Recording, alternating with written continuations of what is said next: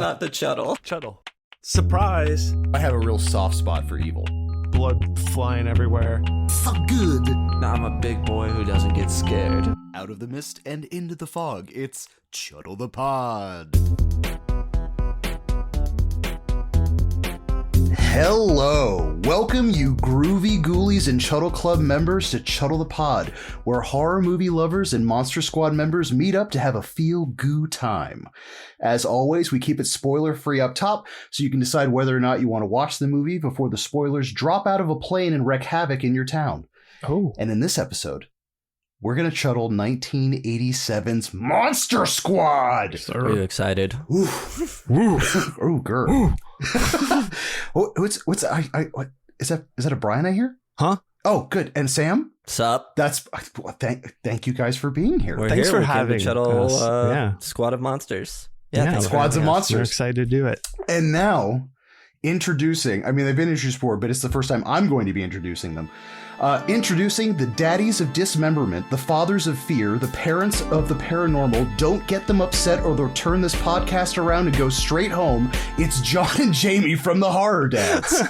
What's up, guys? That was amazing, Ross. Nothing further. back. Your So honor. I have. We can't ever say another thing again. That was amazing. Thank you for that intro. Thank you guys for joining us. We are happy to be back. So you guys, we had you on before. At that time, it was Ross's pick, and he had picked Baskin. And unfortunately, Ross couldn't join us that night. I forget what he was doing. He probably, It's like anything but lighting a that. stick of dynamite and just throwing He's it. probably just Like, off watching. Sorry, guys. He was laughing. He just wanted to go watch Monster Squad instead. Yeah, he did. So I wanted to invite. I had a great time discussing that movie with you guys, but it's that one's a lot. It's kind of It's heavy. yeah. So I wanted to have you back again for something a little more fun. I think I gave you a few options, but I had a feeling you were going to choose this because I've listened to your show and I know you guys love this movie. We do. But welcome back. We do. Thank you for having us back, and we do love this movie. And it's apropos. Yesterday was Father's Day, so happy Father's Day to. I know we've got all different shapes, sizes, and kinds of kids. Some are furry, some are not. Those are mine. But Some are middle-aged, kid-aged. Middle-aged? Middle-aged, yes. middle-aged kids, To all our middle-aged Not children. yet.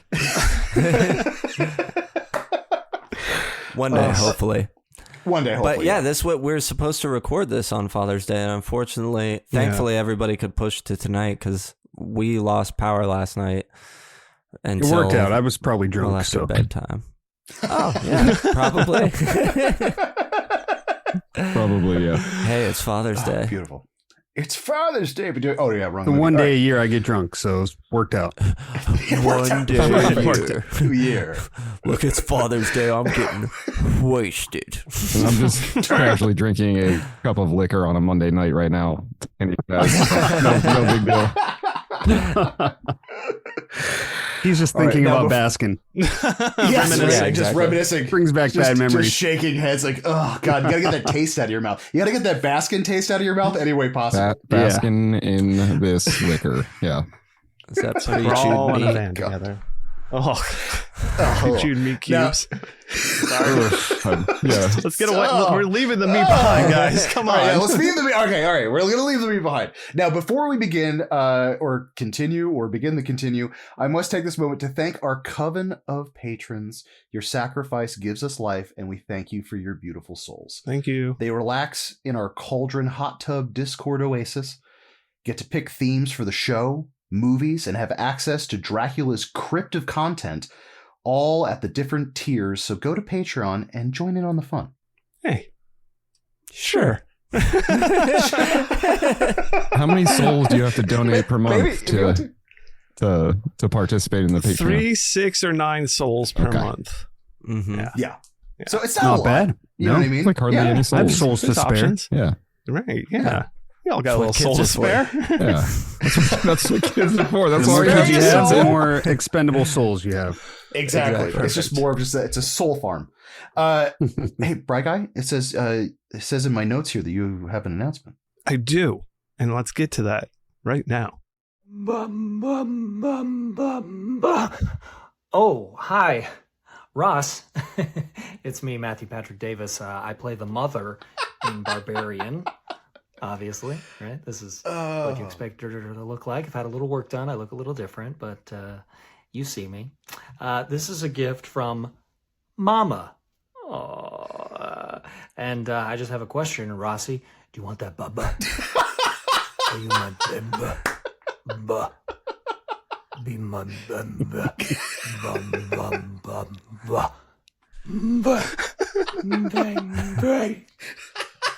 Yeah, I think for this gift, you, Rossi, are gonna get to take a virtual drink from my hairy milk bottle. So get on in here, Rossi. Get on in here. Get that sweet bottle. Yeah. Pucker those lips.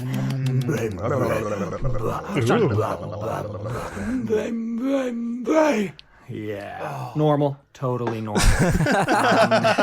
Yeah, apparently you covered Barbarian on Chuddle the Pod. Shout out to Chuddle the Pod. Yeah. Hey. Thank you. I'm glad you liked the movie. And you're my baby.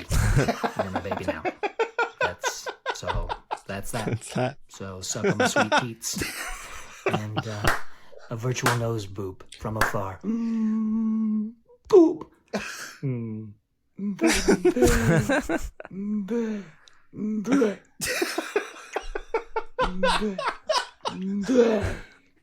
I could just die happy now. This is Roxy. Going. That was a good one. Oh my God! That was from your amazing wife. Gift. Yeah, a Father's Day that gift. was from my wife. Yeah. Oh my God! Get out of here. That is Amazing. amazing. Stop. Oh my God! That was exceptional, and Dude. I feel like I just saw it. Just hysterically laughing in the background. That was unbelievable. Oh my God! Rossi does want that Baba. I wonder if he Yes, did like yes. a Ross famously wants that Baba. 6 in a row of those or something. That's what I was thinking of the whole time. It's like, do you think he did a couple like of it them in just a row? doesn't All end. day. Yeah, Just new names. Yeah. Mhm. Yeah. and like his wife walks in the room and was like, "Oh, he's doing it again." Oh, yeah. You need, got 6 more more black hours of hair this. for the I'm so sorry, honey. I've got 4 more Babas to get through. It was Yeah. so great. Yeah, that was amazing. God, that's so good. Holy shit. So there you go. Happy Father's Day. Well, Happy yeah, Father's right? Day. Yeah. I love you. I love you, Augie. Thank you. I'm gonna eat my peanut butter cups after this. Put on your socks. Wear your socks and eat your peanut Just butter wearing cups. socks only and eating peanut butter. Yeah, just socks and cups. Yeah. That's all. My business sucks. And then go. Okay. Oh my So, God. Oh, now that I've totally now flustered you, and are you ready to that's- continue? Yeah. Whew. All right. Now with all club members, can't fucking talk. Now with all club members present, Babas drank, and the coven vowed, it's time to crack open that goo book and officially begin tonight's meeting. Give me that goo. Oh yeah. All right. Let's get straight up into that synopsis and tagline. All right. We got a group of young monster fanatics attempt to save their hometown from Count Dracula and his monsters. That hits it. That's The pretty on the nail nose. on the head. I mean, Yeah, that's on the nose. That's yeah. perfect, I think. perfect, short, sweet. So I did. Okay. So I guess I gotta say the Sam's line. Who wants to do some lines? You don't have to say it if you don't feel comfortable. I'm not in college anymore. All right. So let's go into some taglines. Yes, please. You know who to call when you have ghosts, but who do you call when you have monsters? That's a good one. That's pretty good. I Right? fucking love that one. Well, because I think when seeing this and you got a group of kids and you've got like basically the Kirkland brand Universal Monsters behind there, like having that, you're associating like you've definitely seen Ghostbusters and you should probably see this. Yeah, because Ghostbusters came out, what, 84? And this was 87?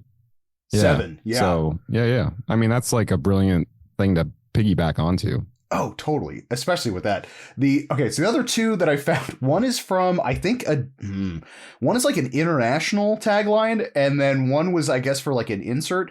One of them is just call them for a monstrously good time, which I'm assuming Yeah, we can do better. The Monster you'd have to have Squad? seen. Why are we calling? Yeah. Well, I feel like that you had to have seen the first poster to get the second poster's joke, but I guess that doesn't really make a whole lot of sense. And then my favorite one, which also doesn't make sense, never send a man to do a kid's job. Underneath that, so who do you call? They really were stuck on this like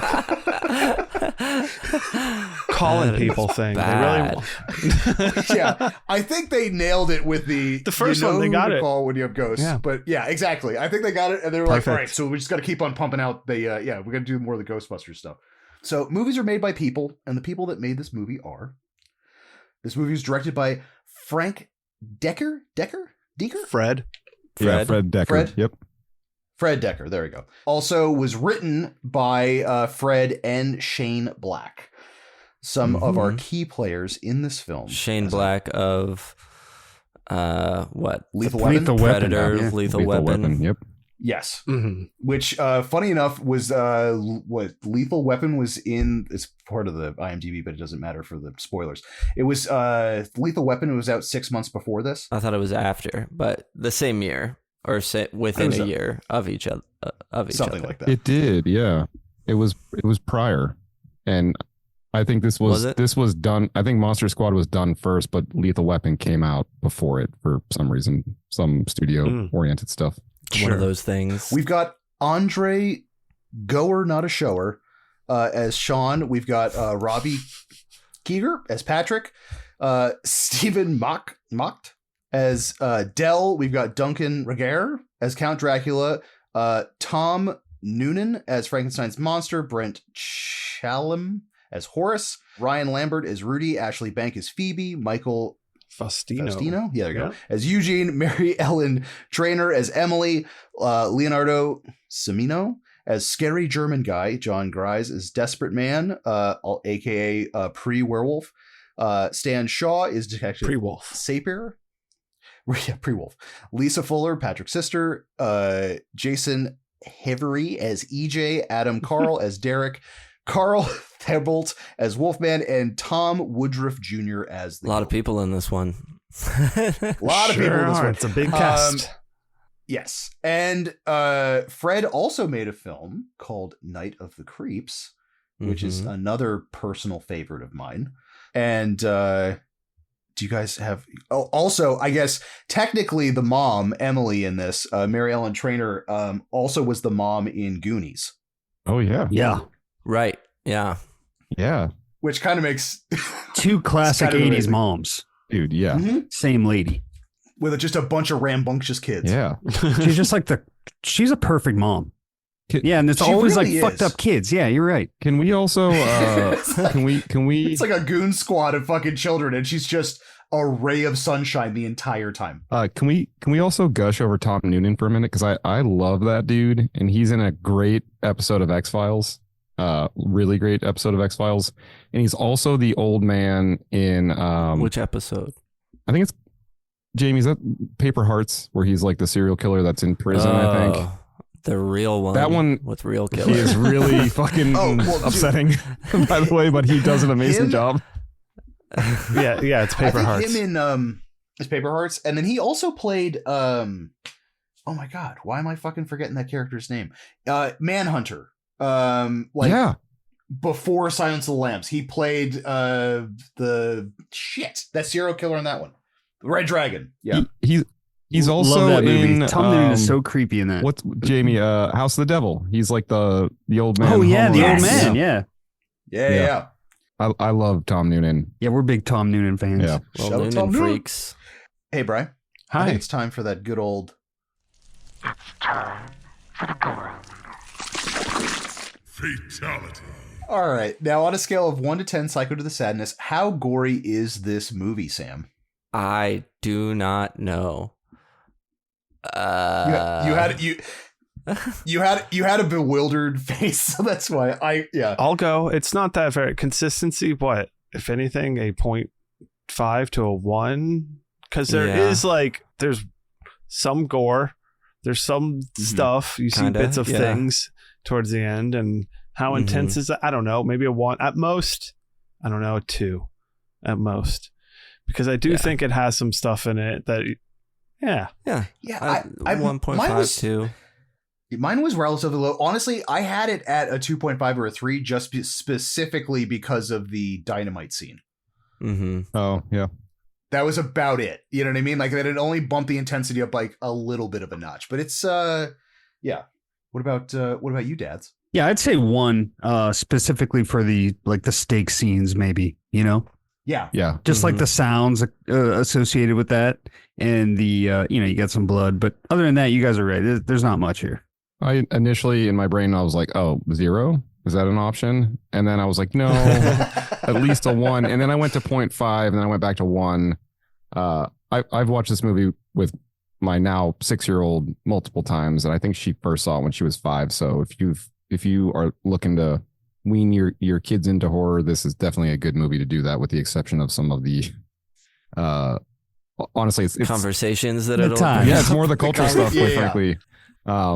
And the Andre Gower's documentary on this does an amazing job talking about that and addressing some of it.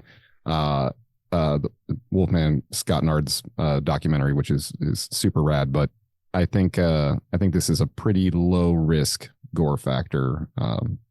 This is not like Baskin, I'll say. No. It is on the opposite side of the God, scale. what if the of gore Baskin. level was like Baskin Baskin. and Oscars? Yeah, that'd be wild. Oh, that would be fucking Ross is like, I insane. grew up with this movie. Crazy. Right. But that leads us actually right into Who is the horror forward? all right. Well, starting with, we got subgenres. What kind of environment to watch with? Is it for beginners? All right. What subgenres does this fall into? Besides Monster Mash? Multiple monster movie?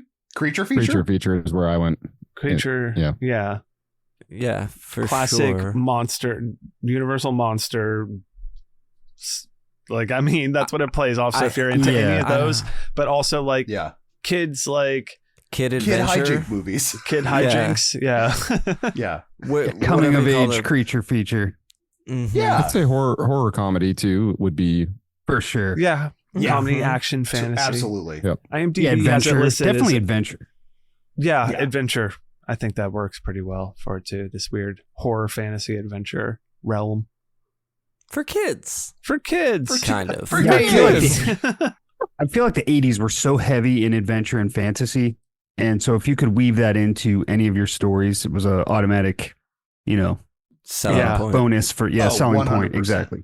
Dude, this is the time where again, the 80s did that. It was like, that's when you're the kid that sees the other kid in the movie and you're like, oh, I'm that person. I have something to relate to. Yes. Yeah. Mhm. And I think that really plays specifically to the actual ages of these actors and actresses in comparison to some other films in the 80s where like I feel that these kids were actually age appropriate for their characters versus in a lot of other 80s movies they were like 15-year-old kids that were being played by 25-year-olds. Yeah. I Yeah. feel like that happens with high school a lot, but you can't really get away with that with actual kids. You know what I mean? Like kids. It'd be hard to do with a 10-year-old. Yeah. All right.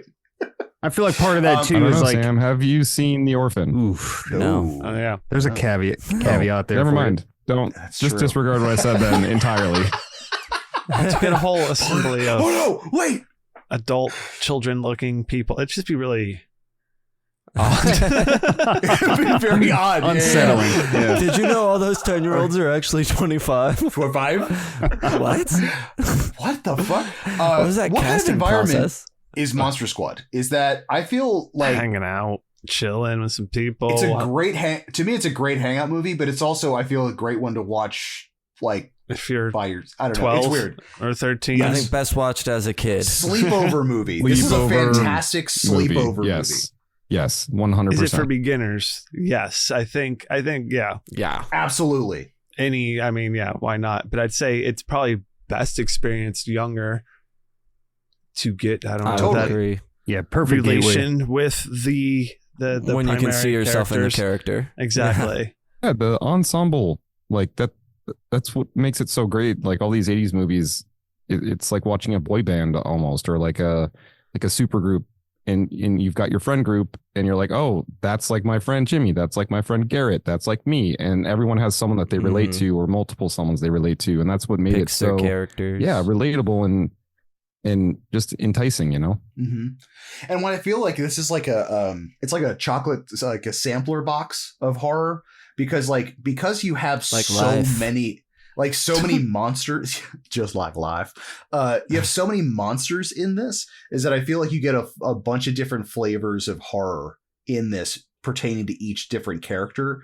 So like you get for a beginner, especially a younger viewer watching it, like it can get, I guess, kind of intense, but not intense enough to be overwhelming, specifically because of how I don't know, the plot in this movie is like a pinball machine. Like it's bouncing around a bunch, you know what I mean? Where I almost feel like it's intentional, the fact where they don't really hark on a lot of heavy shit for too long.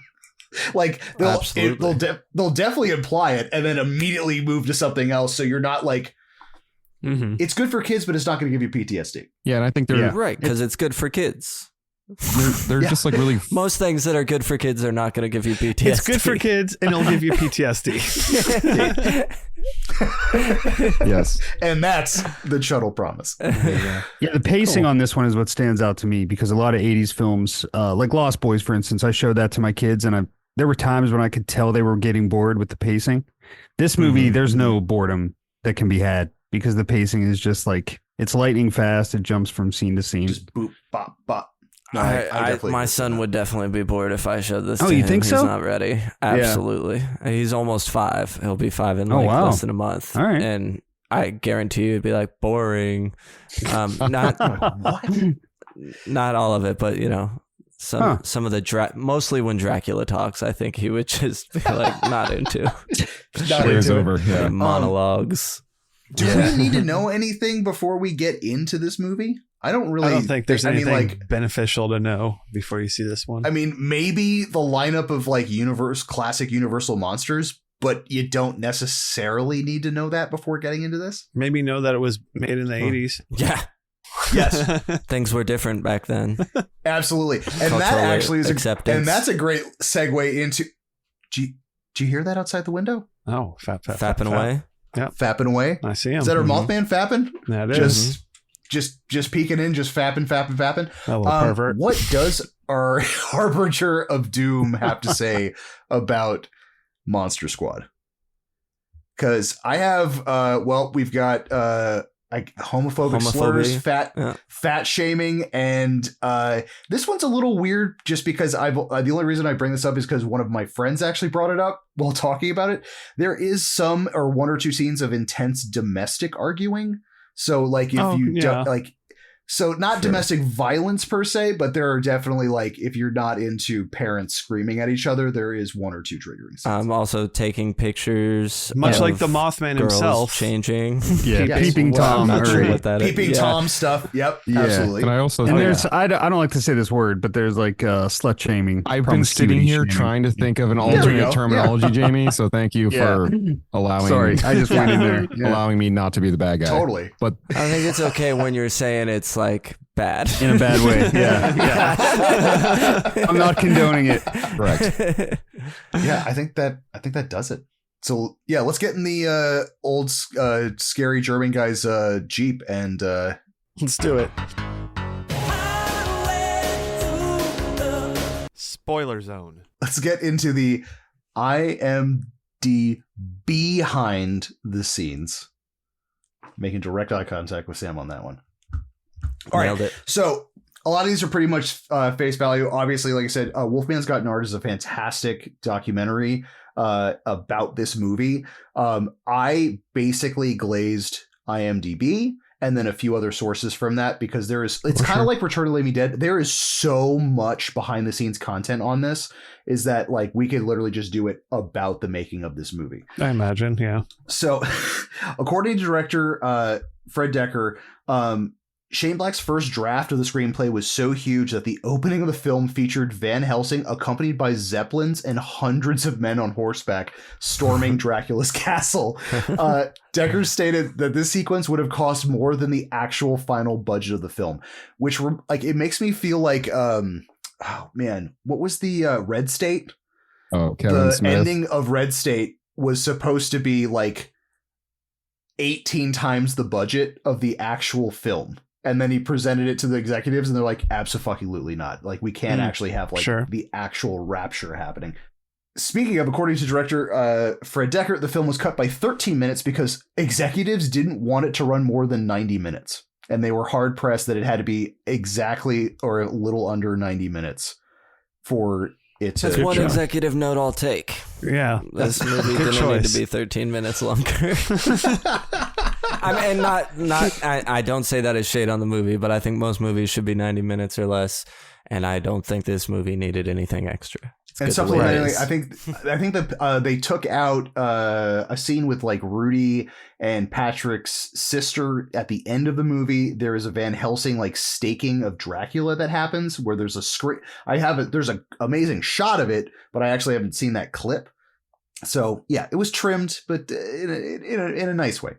It's still beloved, so it worked out. I think it worked. Absolutely. So we're definitely gonna get into it when we start talking about the creature design, but they did not have any licensing for the actual Universal monsters, so they had to make alterations to every single character to make the illusion of it being a Universal monster without it actually being a Universal monster, which I thought was pretty cool. But it also, I think, led to a lot of really cool creative designs, especially with Stan Winston Studios, because like oh my god, some of the I'm a huge Creature from the Black Lagoon fan, but like Gillman in this awesome. is fucking outstanding. Honestly, when I saw him in this, I was like, this is why Ross loves Creature from the Black Lagoon. Yeah, this dude rips. I actually have a bust of the Steve Wang sculpted face here, like at my house. Cool. Yeah, I bought it like little years Creature of ago. the Black Lagoon section. Yes. Yeah, I have a whole creature section dedicated to in my house. Yes. All right, so in 2006, Wizard Magazine made a list of the 100 graded villains of all time. Dracula was ranked number 30 on the list, but surprisingly, it was Duncan Reger's performance in this film. His performance was chosen over all the other versions of the character. His Dracula is still considered to be one of the best interpretations of the character in a movie. So they say. I mean, yeah, no, he's great as this iteration of the classical Dracula, I'd say. Yeah. I'd say he plays that very well. It's like kind of... he does a good job. He's no Leslie Nielsen, but... That's true. He's not dead and loving it, clearly. And that's God tier for me. He's dead and clearly liking it. There you go. Good job, Sam. That was really good. Well, now actually that's a great interlude because Dracula was actually supposed to be played by Liam Neeson. What? And he got beat out by Duncan Reger.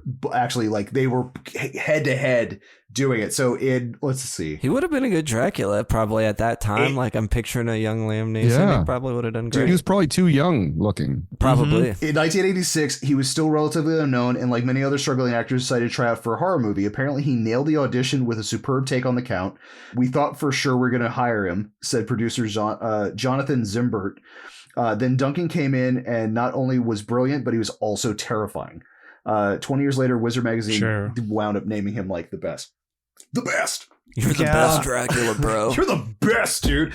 Also, it has the same cadence and line of dead guys don't get up and walk away themselves, followed by a shot of a dead guy walking down a street, exactly like Night of the Creeps, which was also done by Fred. What's also amazing is that he found out he was going to do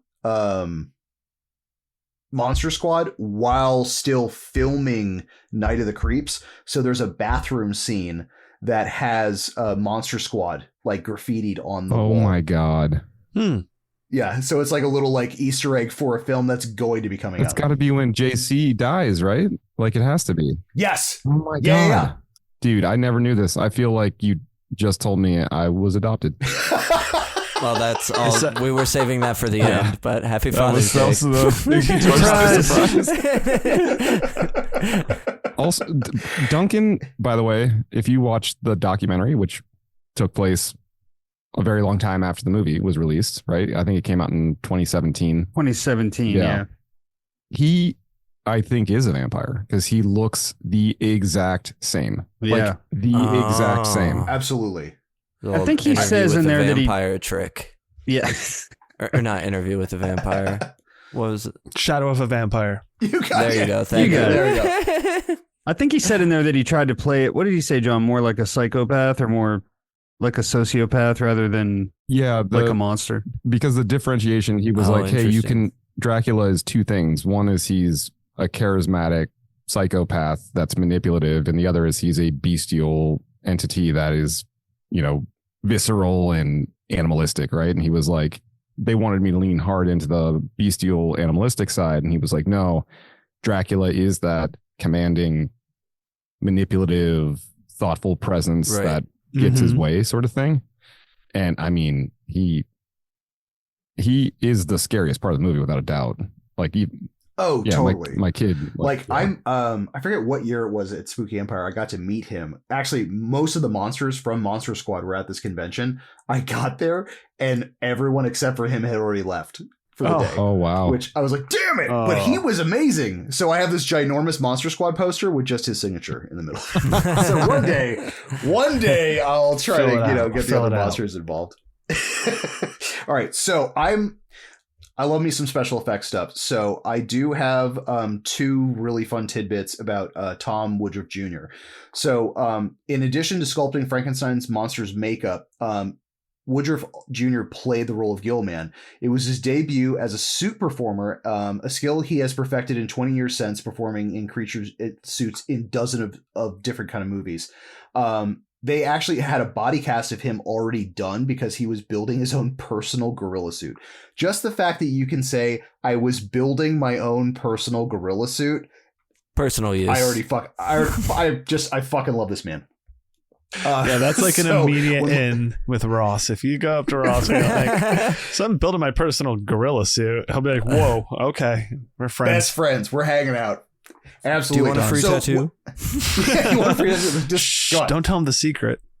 Yeah, right. So yeah, he already had the body cast. So it was just like, oh shit, like I'll play Gillman. Like I could do that. So he pitched himself and he did great. So he got to play that character. And then my favorite tidbit is as the Gillman, he knocked out a stuntman during the film's climax. So creature builder Tom Woodruff Jr. He gets the gig of being Gillman. His wish was granted, but the gig wasn't all fun and games. The Monster Squad final battle sees a new sheriff's deputy clubbing the fishy humanoid. Although these props weapons were soft on the outside, they actually had hard interiors. As sculptor Matt Rose noted, 25 minutes into the clip below, Woodruff winced every single strike. So like he was literally being beaten by these clubs, but it was still like actually hurting him. So they were wailing on him, Rose recalled. They'd stop and Tom would just say through the gill mask, "Hey guys, you mind just taking it a little bit easy?" Alas, pleas fell on deaf ears. After a few tiring takes, Rose remembers that one of the bigger guys was in the wrong place at the wrong time. Since Woodruff's vision was completely limited by the suit, he didn't see the stuntman and accidentally slugged him directly in the face. So he says, quote, "He fell like a sack of potatoes straight on his ass," said Rose. For a few unsettling moments, the stuntman just laid there with a glazed look in his eyes. Evidently, there was a pair of badly placed rivets on the inside of the helmet. The blow drove these into his forehead, and once the hat was removed, 2 seams of blood spurted out. Thankfully, he wasn't seriously hurt. Wow. What? It's dramatic. And I bet they stopped beating him with the clubs so hard after that. Maybe. Made his point. Maybe. Yeah. Oh, my God. Also, from a, I guess a design aspect, this was the first time that they were using, it's a different kind of puppeteering. They basically, for the mummy sequence and a few other things, Stan Winston Studios invented a new kind of puppeteering that would only take one puppeteer to actually animate an entire puppet. So like they were kind of testing it, and then the OG Mummy himself was like one of the bigger ones that they used for this, and then they perfected it moving forward. So like Monster Squad was like the granddaddy of them using that tech in a movie, which I thought was amazing. Love it when a movie introduces new tech. Sweet tech, bro. Love it. All right, who picked it, why, and history? I picked this one. I saw it as a kid. I tried convincing my schoolmates to become Monster Squad members with me. Of course. But the funniest part about it is that I had seen this movie, and then I started recommending it to my friends, and then my friends' parents would get very upset that I was recommending Monster Squad for their children to watch. Okay. So I distinctly remember, I think, having a VHS of this, or like or my folks rented it or something like that. And then I went over for a sleepover, and then like, oh my God, I forget the kid's name. I think his name was Kevin, but it was like, dad picked up his dad picked up the fucking movie. It was like, yeah, no, we're not doing that. Wow. I mean, 87. Like, there are far worse things you could be watching than Monster Squad. Oh, dude. Oh my God, totally. Well, no, this was okay. So I'm 39. So like I had seen this when I was in like right before. But anyway, yeah, it was definitely one of those where like it had been out for a minute, and I didn't think it was that. Again, a kid, you're glazing over a lot of the shit, but it's like, I'm like, what are you talking about? This is like the best fucking movie I've ever seen in my life. It's got us in it, like kids. Like that is me in the movie. So can we watch? Like, please? Yeah, there's a pretty young kid. The kid with the dog is like really young. Oh, like, dude, Eugene is like super young. Phoebe's 5 years old in this movie. Phoebe. Be the Phoebe. Yeah, you know. But no, this became like a cult classic in my household. So I would watch this religiously, and like this was just like, it was almost like a inaugural friend thing where I was like, hey, we're friends, like we've been friends for a minute, but have you seen Monster Squad yet? I think I pulled that on you guys, to be totally honest with you. Where I was, you definitely did not. I saw this on my own after we lived together. Okay. Definitely did not. Same with Return of the Living Dead. But I recommended it, didn't I? I never recommended you probably this movie. I'm sure you said you loved it because the only reason I watched it was because I knew that you loved it. But I think I was in my mid to late 20s by the time I saw it. True. Oh wow. Well, because also we were in our early 20s just partying all the time. It probably was no longer a movie that you showed your friends at that era of myself. Yeah, that's true. Right. Yeah, because it's kind of weird to pull that out in your 30s, right? Have you guys seen this movie? So we're friends now, but have you seen the Monster Squad? Have you heard of The Godfather? It's a movie that some people have seen. Not me. I haven't seen it. Yeah. All right, so you saw it later, Brian. You saw it later in life, right? This wasn't exactly. Like you didn't. I don't think you pulled the. I wish we had been friends in elementary school. Yeah, and you'd shown it to me because I would have loved it then, absolutely. And I would have been drawing pictures and wanting to make a clubhouse and doing all the stuff. But alas, it was unknown to me. What about you, dads? Have you guys? When was your first viewing of Monster Squad? Yeah, so when this came out, I was 6. So I don't really remember when I saw it. I don't know if it was right in 87 or a couple years after, like you, Ross, but I just remember being totally fucking enamored with it, similar to you, because it came right on the heels of the Goonies, as you mentioned. So it had a lot of correlation to that movie. It felt the same fucking mom, right? So you feel like you're in the same world almost. Adventure, intrigue. This one just has monsters instead of the Fratellis. So it just felt very familiar. So true.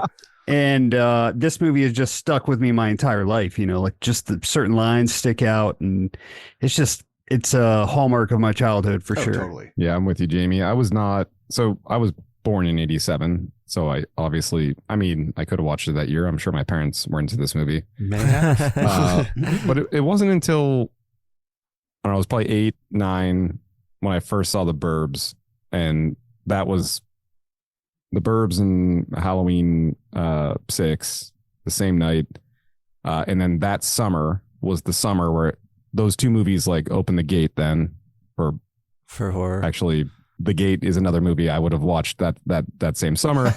And this as well. So it was all that like 80s Friends stuff, The Gate, The Burbs, Monster Squad, all of that. And I probably saw like House around that time too.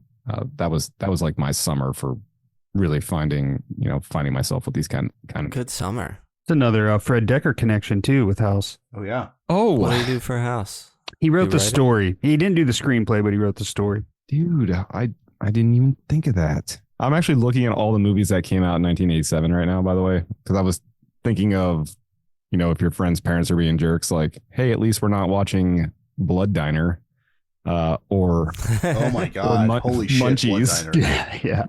If you look at the cover of Munchies, yeah, dude. Yeah.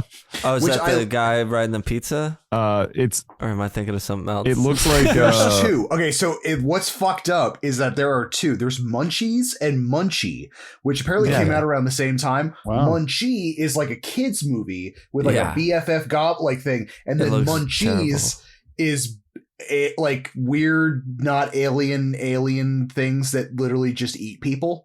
So knockoff critters. Yeah. Yes. Yeah. Okay. So if you're at the video store, 50-50 shot. Yeah. Yeah. Munchies, the cover art is basically the most deranged looking gremlin from Gremlins looking up like a Marilyn Monroe style like skirt. Dress kind of thing. So that's what you don't want on your kitchen counter. So 87 cultural. So I don't know if this is true, but apparently there's a Blu-ray double feature of Munchies and Munchie. And so Munchie is this weird little dude riding a pizza. On the cover. I've had it on my watch list because it looks so crazy, the poster. Well, there might be a Blu-ray double feature from Scream Factory. That would be fucking amazing. Hilarious. I'll buy that right now. Oh, Munchies and Munchie. That seems more of a Vinegar Syndrome kind of a release. Yeah, I'm surprised to hear. That's right. Yeah. All right, I think it's. Let's just do the damn thing. Let's get into it. Do it. 100 years before the story begins, it was a time of darkness in Transylvania. A time when Dr. Abraham Van Helsing and a small band of freedom fighters conspired to rid the world of vampires and monsters and to save mankind from the forces of eternal evil. They blew it. I love that. So sets the whole tone of this entire thing. And from Jump Street, like we get Kraken Thunder, ginormous fucking like Reaper statues, a cemetery, and a castle. I mean, I was immediately just sold on this from Jump Street. I like how, especially for like a kids movie, how serious they played the monsters. Even in the most like ridiculous of things, like they look intense. The surroundings that they're in are fucking real and tangible. Like this entire Dracula Castle scene is just fantastic, where they kind of pan down with the caskets and the armadillos, which I love the fact that they added armadillos specifically because it was from Dracula, the original film. Like there would never be armadillos in Transylvania. Just the caskets moving and the so they're native to the Americas. You seem pretty certain on this. I need some context on this, but Pennsylvania's in Arkansas. Yeah, you didn't realize that. Yes. We'll come back to this.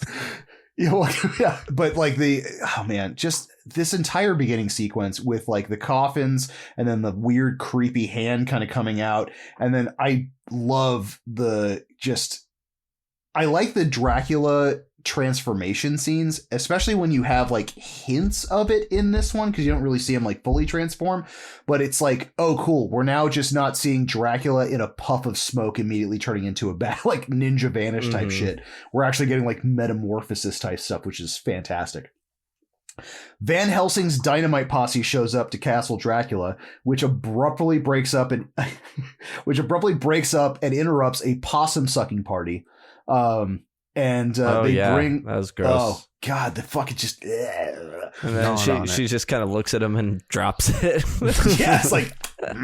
I will. Okay, so this is one of the only movies where like the actual brides of Dracula are legitimately unnerving.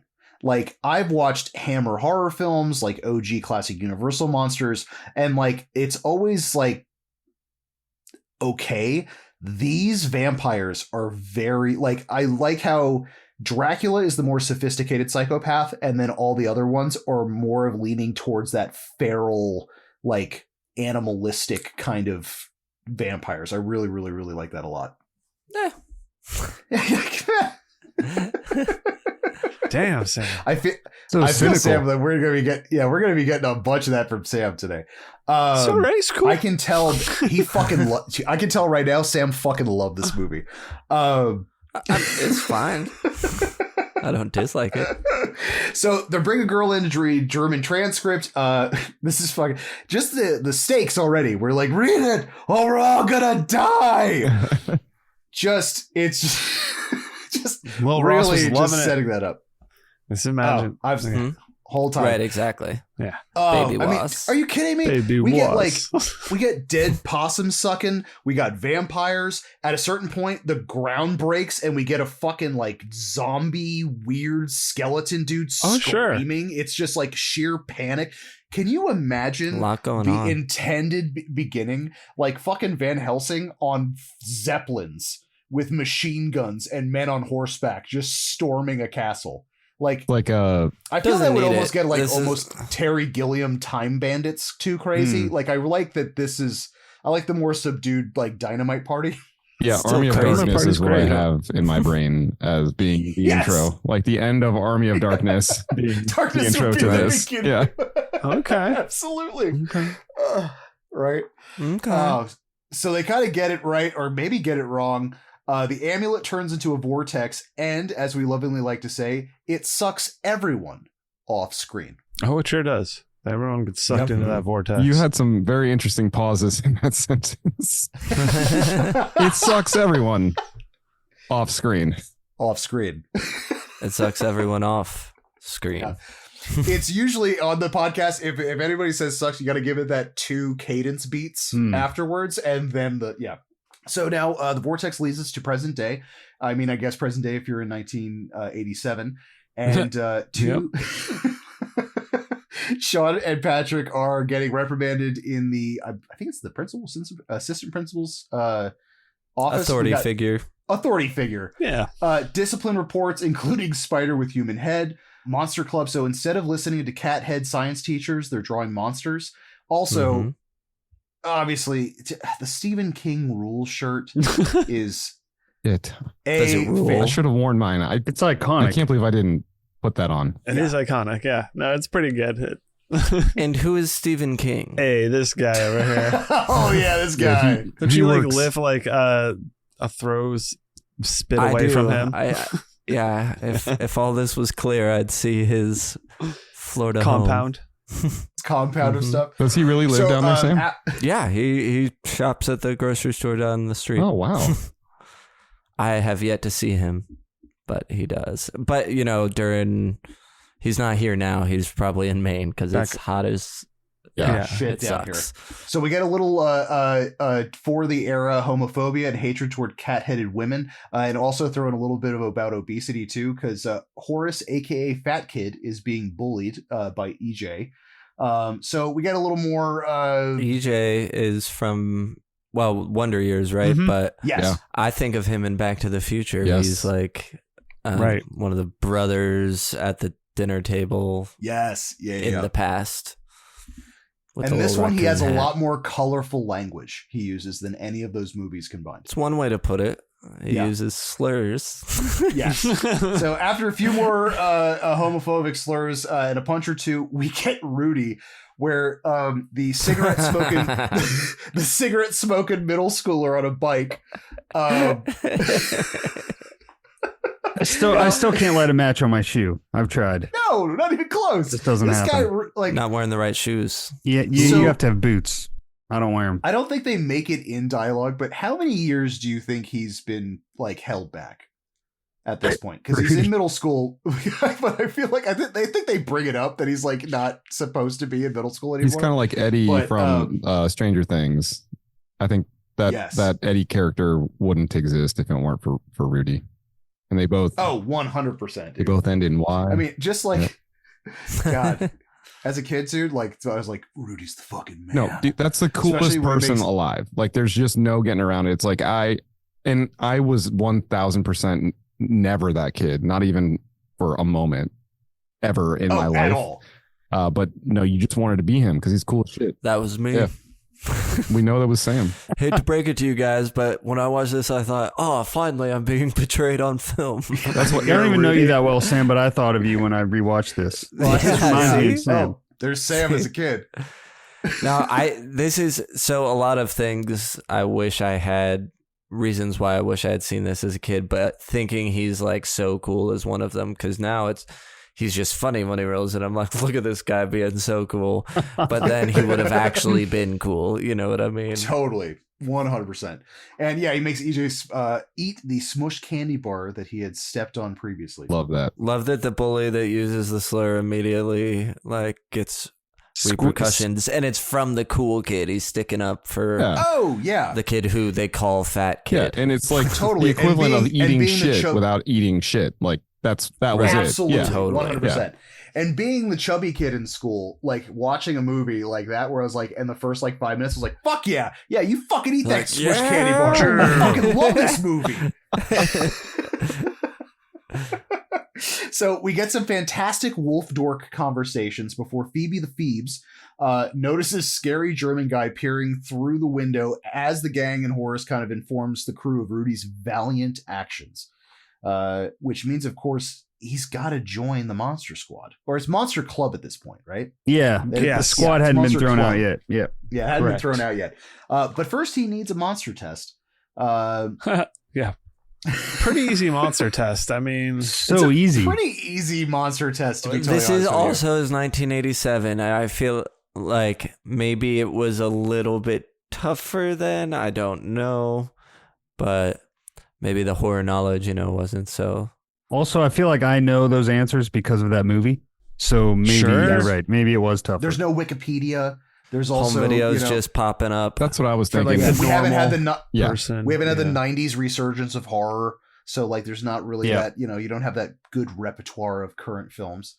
But before we actually get to the main test, we get the Terror at 30,000 feet cargo carnage flight. So one of the pilots goes back to check on the cargo as I don't know why this makes me laugh, but there's a goddamn bat here. Like, I love the fact that he ducks for the bat and then goes behind, and then Dracula's just immediately behind him. Even as a kid, immediately fucking laughed out loud. I don't know why, because it's supposed to be kind of scary, but I was like, I thought that was a cool moment. Yeah, it was fucking great.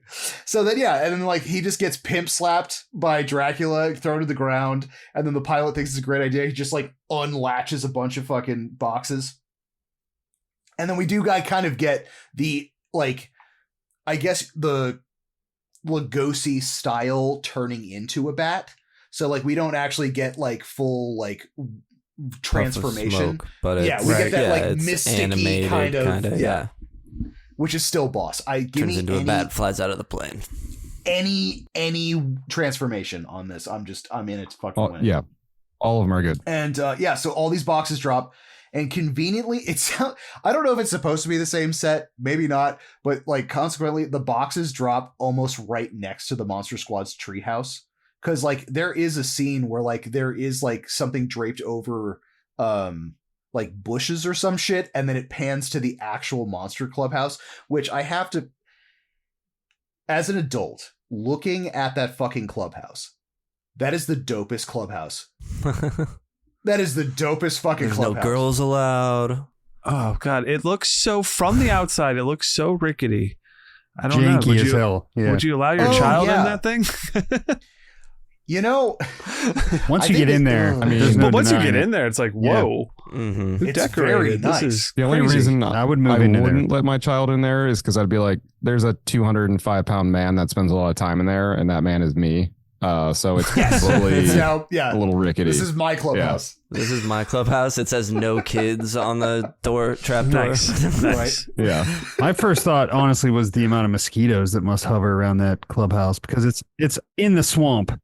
It's literally like looming over a lagoon. Yeah. Like it's just, oh God, the amount of bugs out there must be fucking terrible. That clubhouse feels moist to me, and I don't know. Dude, it is real Jeff Goldblum clubhouse vibes. Just glistening. Ooh. Well, you guys spent time in Florida. It's a little different in California. The weather's, that is very it's a true. It's a little more chill, less humidity. Yeah. Because if that clubhouse was in Florida, everybody would be sweaty. You'd probably like get heat stroke just being in that fucking clubhouse for more than 15 minutes without proper ventilation. Yep. The boards would all be warped. Then while up there, Rudy also finds a bonus reason to join the club because he is now peering out the window, and it is in direct beeline to an open window where we kind of see a younger woman changing and undressing. A child? Yeah. Child. She's older than he is. Yes. Yeah, I had to he is also bring my wife in to sit there with me when I was watching this week, just to say can you please chaperone this situation and just let everyone know that I'm uncomfortable with this if they ask about it. Yes, right. I had, oh my God, this entire thing about Patrick's sister is like, I've had discussions about. It's terrible. It's terrible. It's one of those weird ones, but it's also like, I think this is where like the age thing happens, because when you have actual child actors, because it's not like Nightmare on Elm Street where what's her name who gets killed in the first dream sequence, like on the news article, she's 15 years old. Tina. Yeah. So when Tina dies, like she's a 20-something-year-old playing a 15-year-old. There you go. There's what I mean? Where it's like 25 to 15. Yeah. But yeah. So it's almost like the age buffer when you're having like, this whole precarious. Yeah. Sure. I do also love when there's like trying to kill, like when they say, well, what's the second way to kill a werewolf? Throw him out a window onto a bomb. Even as a child, I was like, that's going to happen. Like, that's so really, that's so wackadoo in comparison to all the other, like, because none of the other things, but I would have thought we would have seen the other things as well, I guess. Oh, totally. Especially the car crash one, because the ambulance scene, I would absolutely see like the car flipping and exploding or something fucking crazy, right? So at this point, Goonie's mom buys Sean Abraham Van Helsing's personal diary, which is so funny to me. I also love the fact that she writes it. It's a little later on when Dr. Acula tries getting this thing back from Sean. She writes it completely wrong. She spells it Van Halen in almost everything.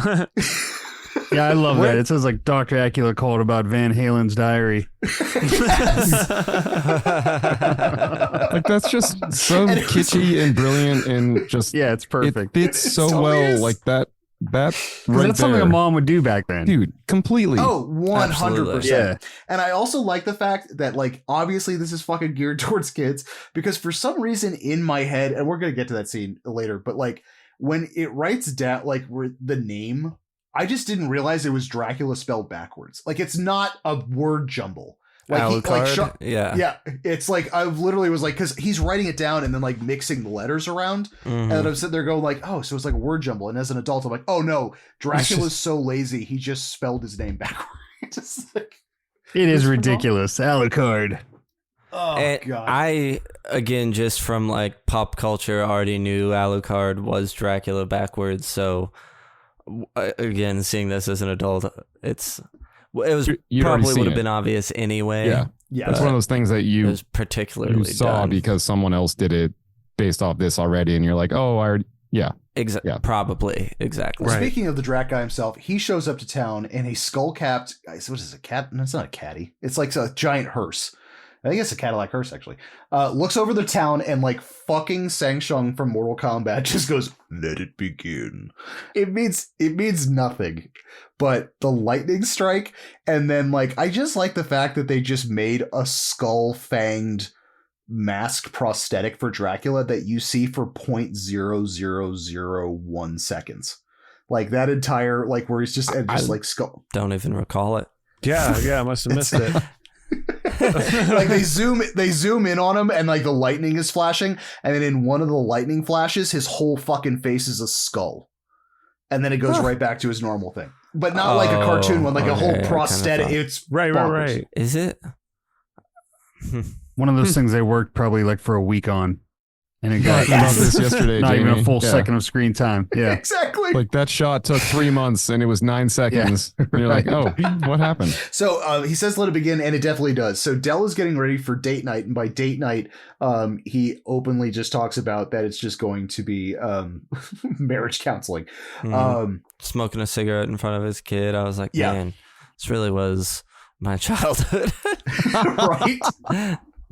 Honestly, the most like I connected this where trying to convince your parent of going to a movie, even if it's like Groundhog Day 12, like this is whatever installment this is. Like I just love Sean's like argument about it. I also I will give the director fucking props here, because like Decker has this great way of using huge ambience. Like I love the roof scenes that look over the town onto the, like he just has his depth of just like I don't know. I like the sandbox that he plays in, and he has these really crazy big shots that are like partially special effects, and like it looks like almost oil paintings and shit sometimes. But like those ones are, I was as a kid completely taken back that fucking Sean could just sit on top of his house with binoculars with the right radio frequency and just watch movies. I was like completely enamored by that. That's the best. Yeah, that's one of my favorite parts of the movie. Just like thinking about that. It's amazing. I'll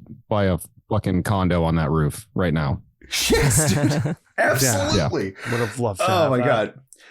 But before we could even get to marriage counseling, we get a call at the station, and a guy claims that he needs to be locked up because he's a fucking werewolf. So we get some very tense relationship cop drama marriage scene. I thought I was important, but I have to help people. We hop right back to the station where our grower, not a shower werewolf is distraught at the full moon as he looks up at it and starts beating the ever-loving shit out of every single cop there before screaming, "Lock me up," as he's like shooting into the air and then just gets blown away. And for a second, I legitimately thought that was Patrick Swayze as the guy that shot him. I don't know why. It looks like his like distant cousin. I don't know why it doesn't. When I rewatched it, it doesn't. I know it doesn't, but in my head, I was like, "Oh, Patrick Swayze just shot that dude." Oh, Brian Swayze did. Patrick's lesser-known brother. Brian Swayze. Yeah. Brian Swayze. Right on the heels of that, we get our missing what we used mummy. to call Brian, actually. Yes, that's my nickname. That was your nickname. Brian Swayze. So right on the heels of that, we get our missing mummy monologue, which hands down is one of my favorite scenes in the fucking movie, because it plays like an Abbott and Costello meets Frankenstein monologue, where it's like just kind of like, did you steal the mummy? No. Did you? Nah. This case is too hard. Let's be firemen instead. I don't know. I just love him. I just love how I like the cop's sarcastic. dialogue throughout the movie. Yes, he's so a wild character. He's chewing it up, and I love it. I mean, he's having a good time in this movie playing crazy cop, like trying to understand the situation. Like, what is going on here? This is insane. 2,000-year-old dead guys just don't get up and walk away by themselves. And then we literally see the mummy walking away from the museum. And as the mummy's walking away, we get the fucking ambulance heading in the different direction where it's dead Wolfman's in the back, but wait, he's not dead. That weird bubbly, like I love him transforming under the sheets, because you see his hand like kind of like breaking and doing stuff, and then like just like it looked like someone slapped a waterbed. Like it's just doing this like oh yeah, kind of like this little the bladder waveless effect. waterbed. Yep. Oh yeah, werewolf waterbeds. Yeah, and then we get a werewolf attack from the back seat, which is fucking awesome. Also, fun little tidbit: the werewolf makeup in this film was directly sculpted off of the likeness of Stan Winston. Wow! So when he's in full wolfie, so he that's looks like a wolf. Interesting. Yeah, have you ever seen him? No, humpback wolf. I didn't know that. Yeah. Yes. Is the rest of his body normal? No. He's actually part dog. Oh, well, wow. There you go. I mean, that's amazing. Good... He pioneered all these effects. Well, I was going to say, because off. he doesn't have thumbs. It's just paw pads. I mean, it's just the amount of sculpting this man could do with incredible. With puppy paws is just fucking bonkers. Yeah. Wow. It's best werewolf sculptor in the game. And as we were saying before, Dell heads up to the roof and watches the drive-in with Sean, which is fucking amazing, while his partner is dealing with the dead ambulance driver. And then we get deep in the woods.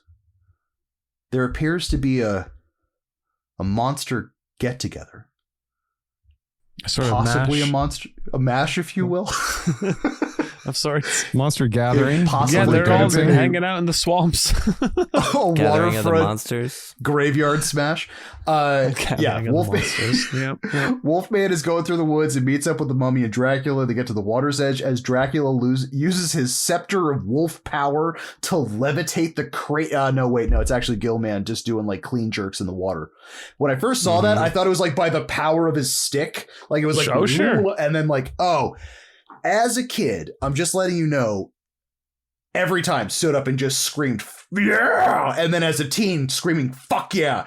Every time I see Gilman. Like that was, I don't know. I mean, now you just say it under your breath. I'm like, fuck yes. Yeah. And then when as a parent, that's the sad one where you're like, yeah. Yeah, fuck yeah. It's great.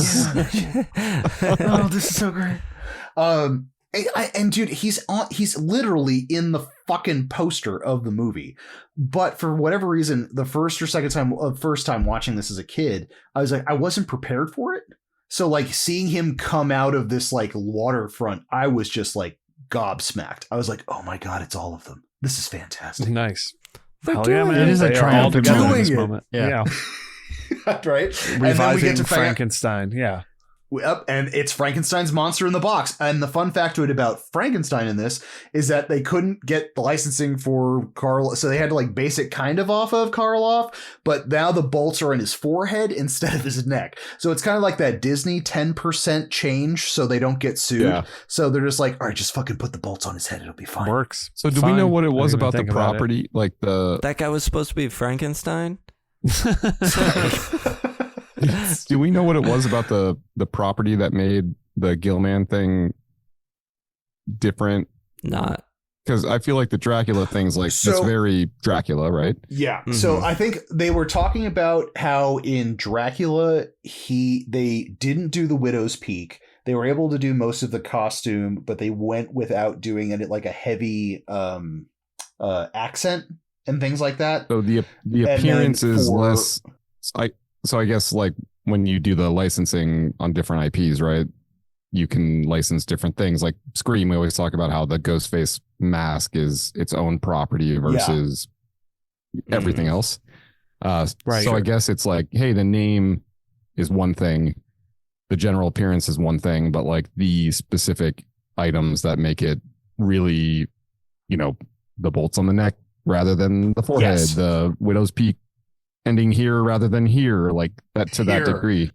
That's crazy. Like that's it's really neat to see how you have to work around it and whatnot. But yeah, that's fascinating. It's super cool because there's a lot of articles from Stan Winston Studios and the special effects team where at first when they got this project, they're like, fuck yes, we get to do the Universal monsters. And then they kind of like, they swooped in and like, hey, you can, but you can't. It's like you can get as close to, you need like not uncanny valley, but like as close as possible without getting sued. Yeah. So it was exactly. Like, we want it to look like the creature from the Black Lagoon, but if we go to court, we need to be able to make an argument that it is not the creature. It is not the creature from the Black Lagoon. Which I do love the fact that like the Gilman in this has like, instead of like the front, just his eyes are like way more on the side, like a fish. Like the huge pointed mouth with teeth in this one is fantastic. Yeah, it's like you could have easily just sucked eggs when making something that's not like that is supposed to be something, but not supposed to be it. And these ones were so on the nose about just it just oozed classic Universal monsters without having to be exactly Karloff and exactly Lugosi. When I watched this, I didn't realize until I was like reading about it afterwards that it's Gilman and like they're using these different names and different things. I was like, oh, those weren't the monsters. They're all knockoffs because they just seemed like it to me. Yeah. Mm-hmm. Oh, dude, 100%, man. And I think that was like I don't know, just a proof in the pudding of how well the creature design in this is. It's like so good. Yeah, so good. It's so taken seriously too. You know what I mean? Where it's like they could have gone so schlocky with this and probably made it way more palatable to younger viewers. And I really like the fact that like, no, we're gonna give you actual fucking monsters. Like the transformation scenes in this are insane. Like I don't know. The amount of horror in this is like fantastic. Yeah, having a legit effects team do this is what made the difference, I think. Totally agree. 100%. Yeah.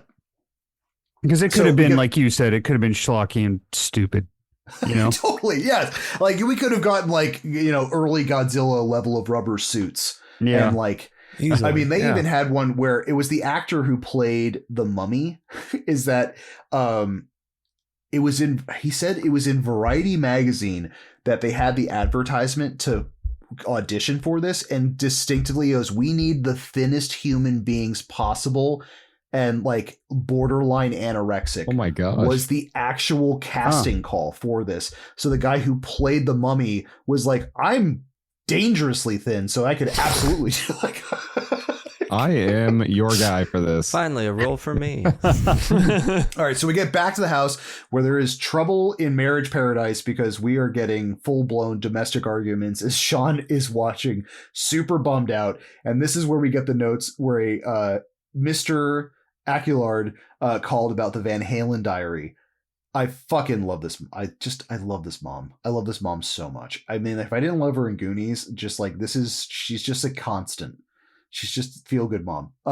So yeah, Sean quickly, very easily discovers that it's Dracula. Now we lead up to hands down, one of my favorite scenes in this entire fucking movie, which is Eugene's closet scene. I don't know why this gets my goat so hard, but like, Eugene goes to his dad's fucking room and says, there's a monster in my closet. The dad opens up the door, and maybe it hits harder for me now because I like being you're doing a parent now as a parent. Yeah. Because I'm doing that. Yep. You know what I mean? Like my daughter's like, there's monsters. So I check for imaginary monsters underneath. I'm doing the clean sweep. I love the fact all the imaginary goes without, and he points to the closet, and the dad doesn't even look in the closet. He opens it up, and that's where we get this full puppet mummy just writhing and looking all scary fucked looking. Up. Scary looking. I like it because he's also blurred out, because it's the camera's still focusing on the dad. So like the mummy's not clearly in view. God damn. I like at first as a kid scared the shit out of me because I was like, no, look, dad. Oh God. Oh no. If that was me, I'd be so fucking dead. And then as an adult, I just laughing going like, oh my God, I would totally be that asshole that would walk into my fucking kid's room and then like look at them while I'm opening the door going like, look, dude, there's nothing in there. And I would be that dad that wouldn't look back in there. So like now as a mental note as a father, I'm like, always look in the closet because there could be a fucking mummy. I learned a lot in 1987 about this. Yes. I also just love after that the mummy just like biz-cash just like crawls out the window. No reference point of why the mummy was in his closet to begin with. No idea why he was in there and why he left. I mean, it's just mummy's going to be doing mummy stuff. That's why it's a good bit. It's a good bit. Yeah. For the gags. It's a good bit. Did it for the lulz. Yeah. That was the whole point of the mummy in this. He got resurrected. He goes, I'm only here for the lulz. He's a funny guy. And he just kind of shuffles off. Funny guy. All right. So now we get an emergency meeting of the Monster Squad as Sean fills in everyone. And this is also when Rudy finds out that this is Patrick's sister that he's been basically legally photographing the entire time. Well, he brought the camera there, right? Because the camera wasn't there the first time. He was looking with binoculars, and now he's got a camera. Oh, he's got a camera set. Yeah, he's got an entire camera setup, which some real 80s boys will be boys humors. Yep. Some no one else Revenge is of the Nerds stuff. Yeah, well, it's also like no other kid is questioning what the fuck is going on with that camera, which I thought was just insane. What did you set that up for? Yeah, I mean, think of that, but think of that in reality. Like if someone brings over like black velvet to my house, I'm like, what are you doing? Get that out of here. Like even a nominal thing that makes me uncomfortable, I'm like, nope. So I can't even imagine something like that. Yeah. It's like bringing a bunch of Very photography weird. gear. Yeah. So weird. Get that out of my clubhouse. Get that black velvet out of my clubhouse immediately, please. Don't need that shit. So Van Halen's diary is in German, so they need someone to decipher the book and figure out what the fuck is going on Shadowbrook Lane.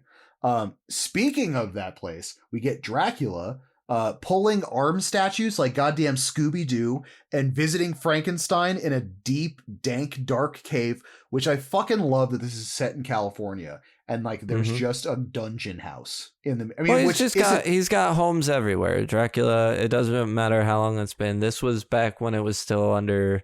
But this is like a Mexico. This is a Van Helsing house. You know what I mean? Like this is. It's Van Helsing's house that he's in. Yeah, that's because like he sets with the amulet and like it was just like it was their followers had brought it. Gotcha. I thought it was Dracula's house. Yeah. Dracula's California house. Dracula's California honest mistake though, Sam, because like Dracula clearly has money. He's had a lot of time to figure out how to make money, so he probably has a couple homes. I believe Dracula has a California mansion before I believe Van Helsing has a California mansion. That's actually a really good point, especially since he got sucked into a vortex 100 years ago. Yeah. Exactly. When was Van Helsing out in California building mansions? I think that also was in Transylvania in the beginning, right? But maybe he came there from, at the time it was still Mexico.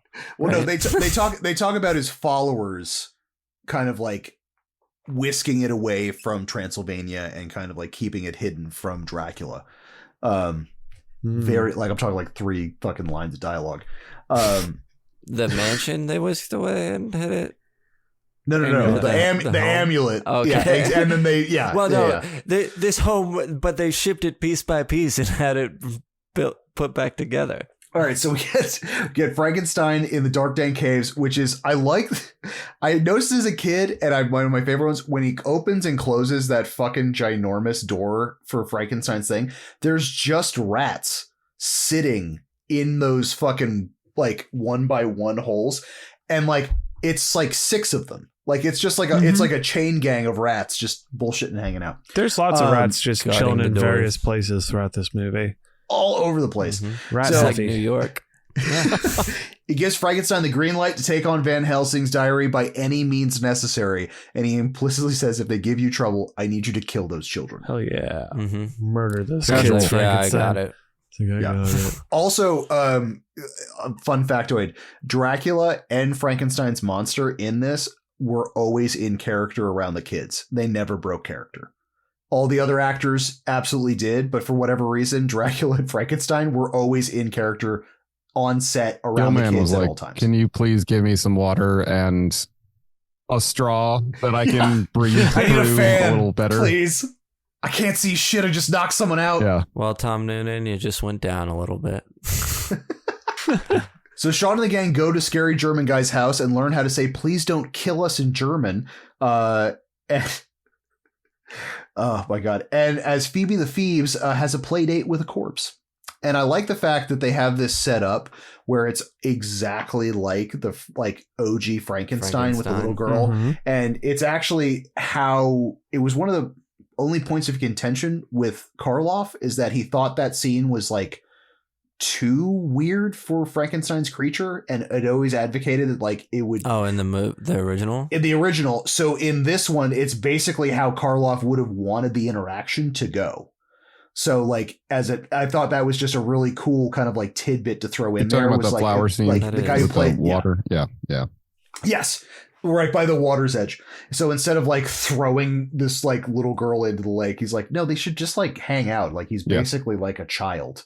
So like he would probably just want to play with like other kids. That may have been the first like horror movie I watched thinking about it, because I remember renting it from the library and asking my mom at that part, like, so what happened here? I thought we were having fun. Why did this unravel so quickly?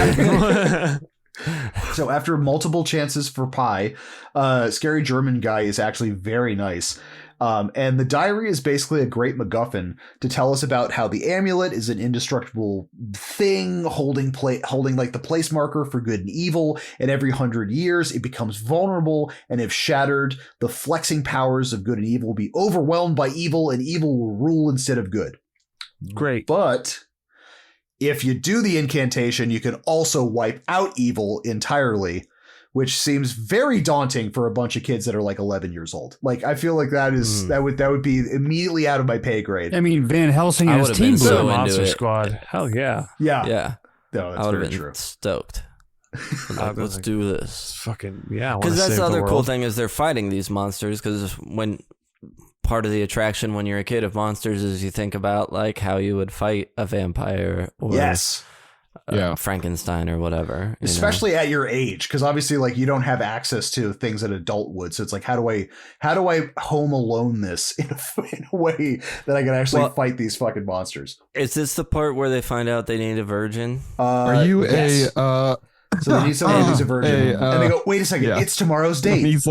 He keeps like coughing. Why didn't any of them be like, we're all virgins?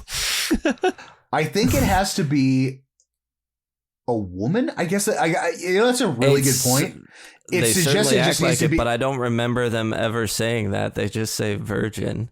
Do you know how funny the movie would have ended? This is like 5 virgins talking about how they need to find a virgin. What's going on here? Well, Rudy is on the fence here, I would say. So it might be 4.5 virgins because Rudy acts like he's 4.5. Yeah, not 50, 28. Yeah, because that guy's at least gotten a dry tugger. With a teacher. He's probably slept. He slept with the cat-headed teacher. Oh my god! So serendipitously enough, oh my gosh, that's tomorrow's date. 100 years. That's tomorrow night. What are the chances? Exactly. Exactly. Oh my god! Good thing it wasn't yesterday. Right. Ends the movie. But that's what's so wonderful about this movie, because even if it was like we have 2 days to prepare, it wouldn't feel right. Like the fact that it's like oh my god, yeah. It's this instant. Yeah, that's what makes it feel like. Yeah. And Jamie, your point about the pacing, urgency. Yeah. Yes, it kind of gets that steam train a going. So they go back to plan and ask Rudy if he knows any virgins. They get back to the clubhouse, and I like that Phoebe has to bite Sean to make them realize that Frankenstein's monster is literally right behind them. They all fucking hide as she holds his hand. I just like come on, don't be a chicken shit.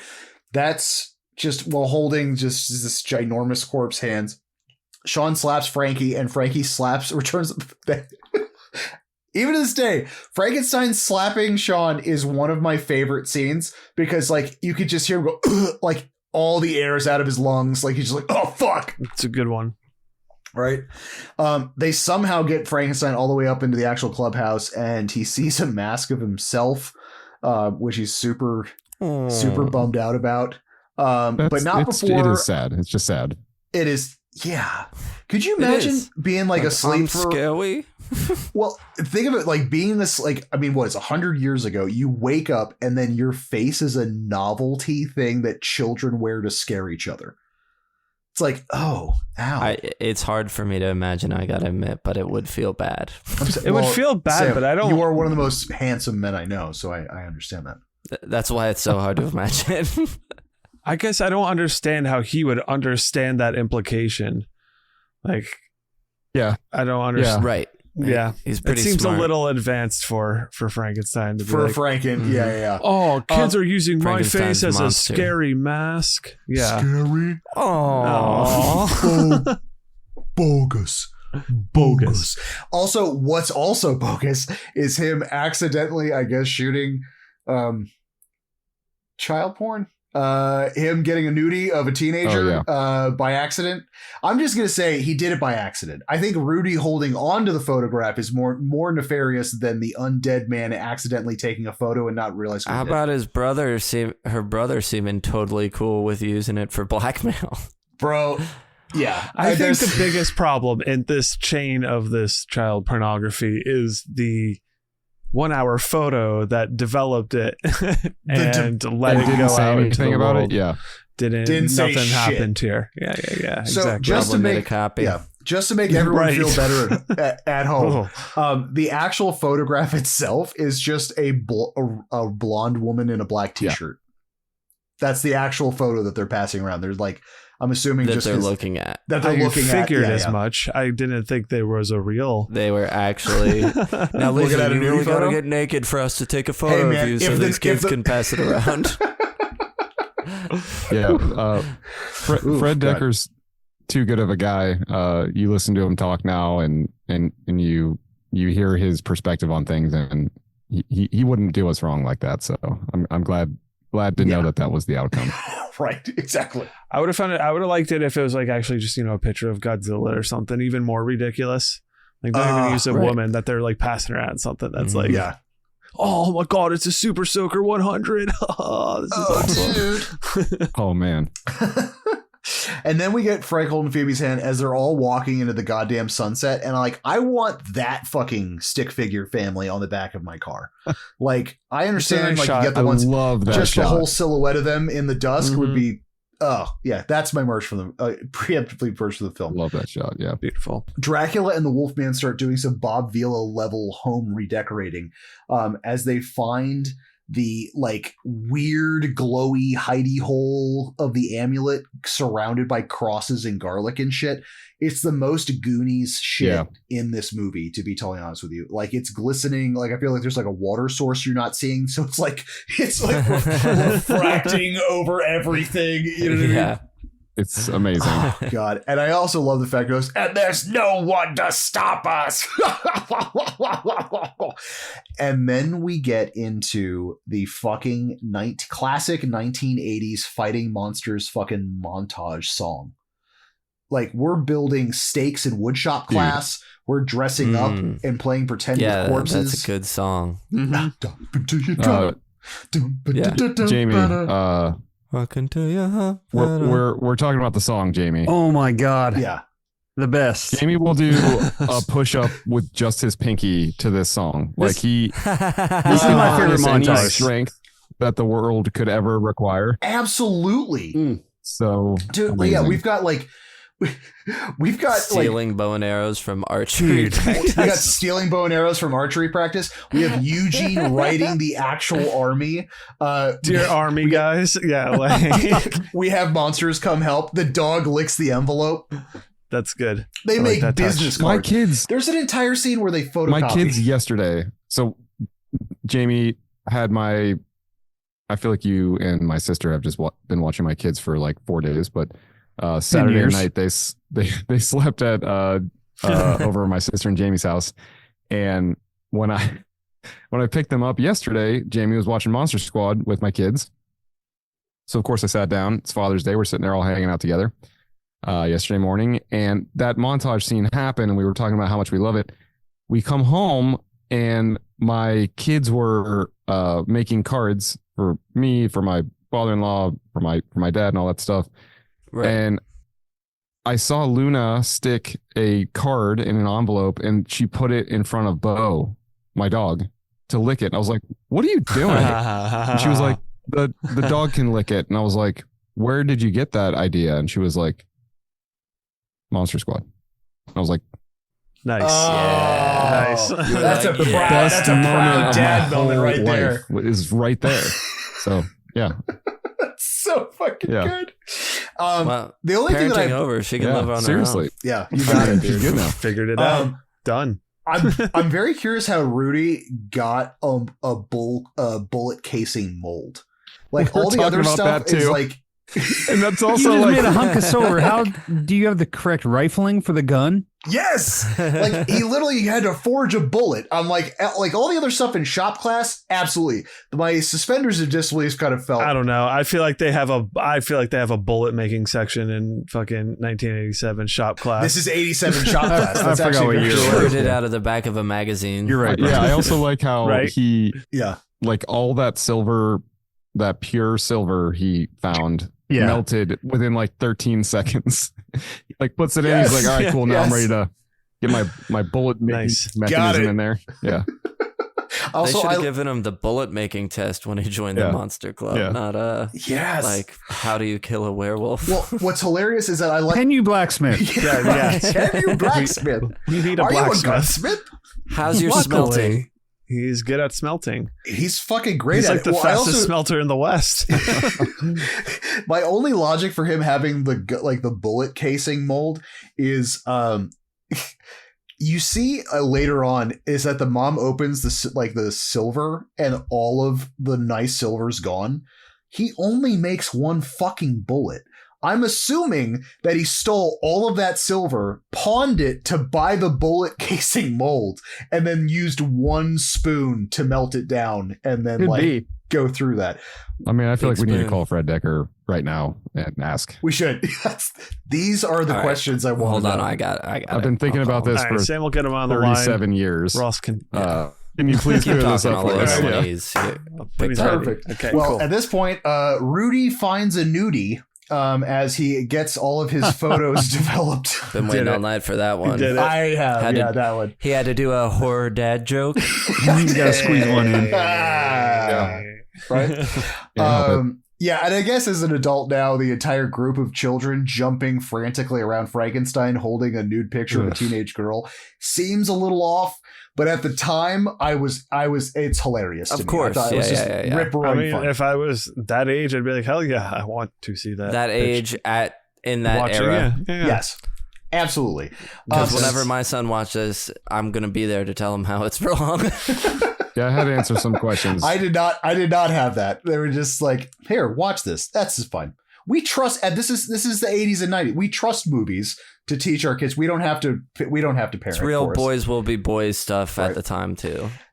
Speaking of questionable stuff, we get back to Shady Brook Lane, and Dracula has the Wolf Man now in human form, super doped up, as he goes to grab a bite to eat.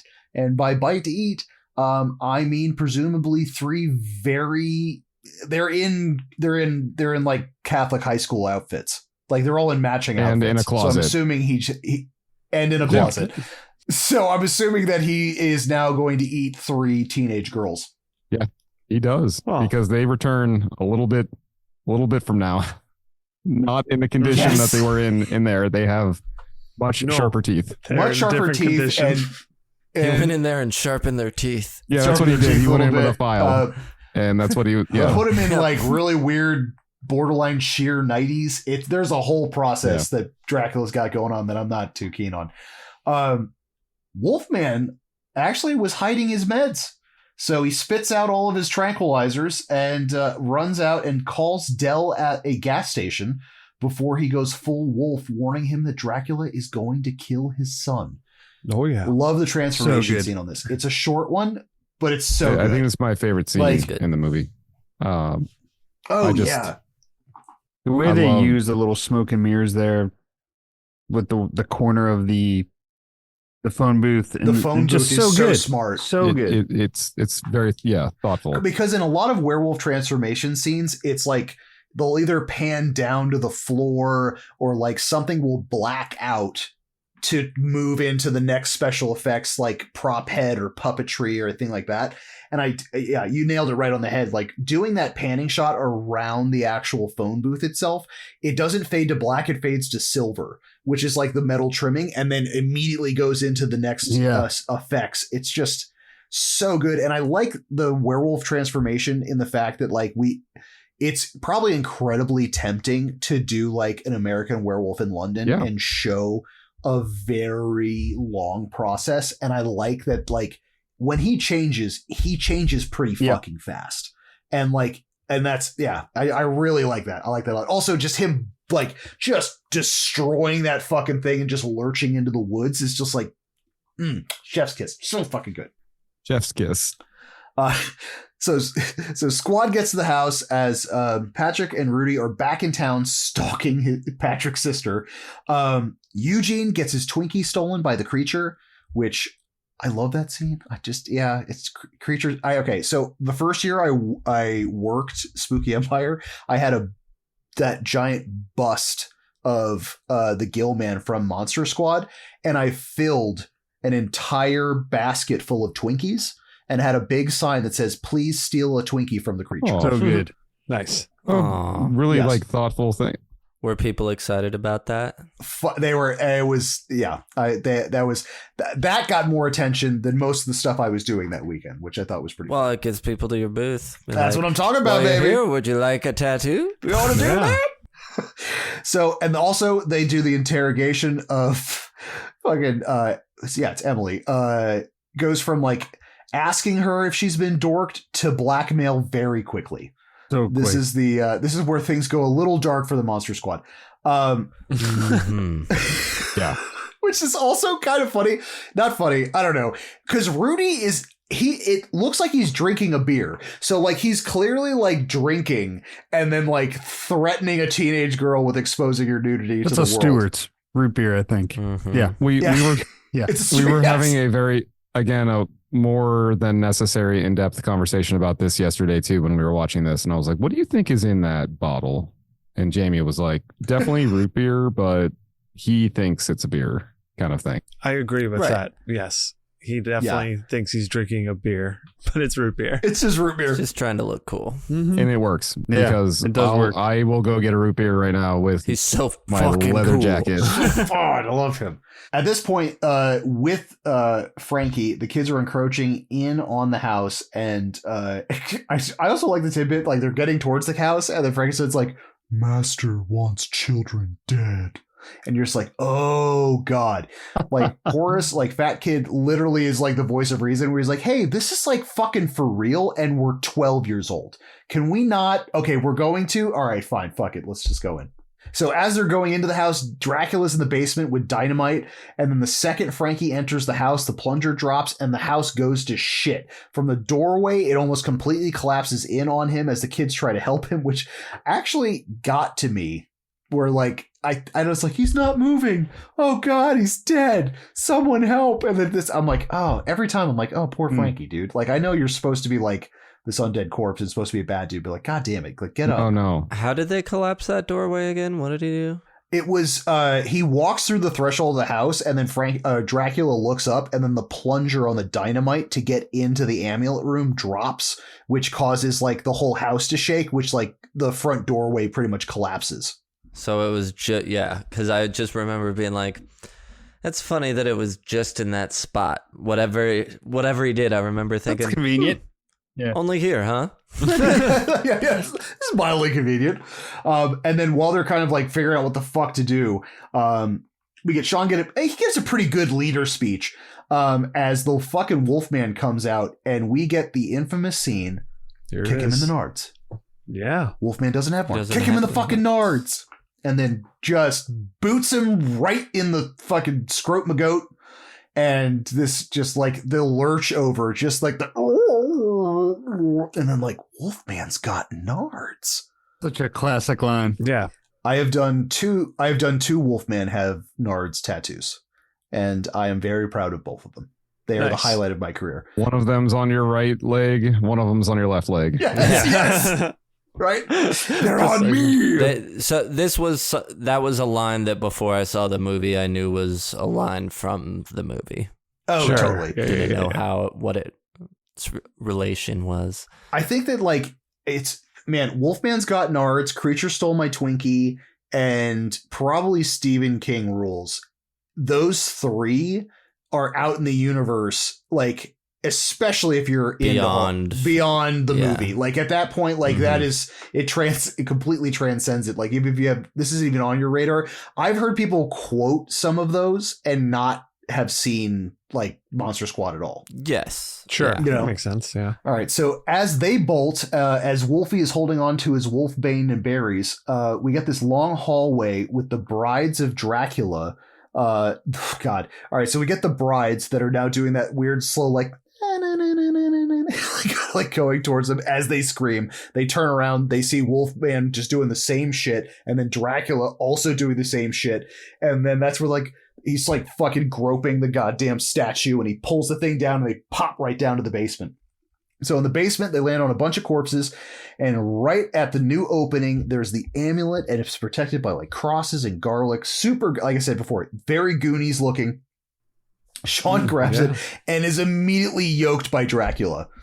Mm-hmm. But thankfully, Horace has some extra garlic on his leftover pizza, and he face smashes Dracula with pizza as this thing like goes fucking just. Ah!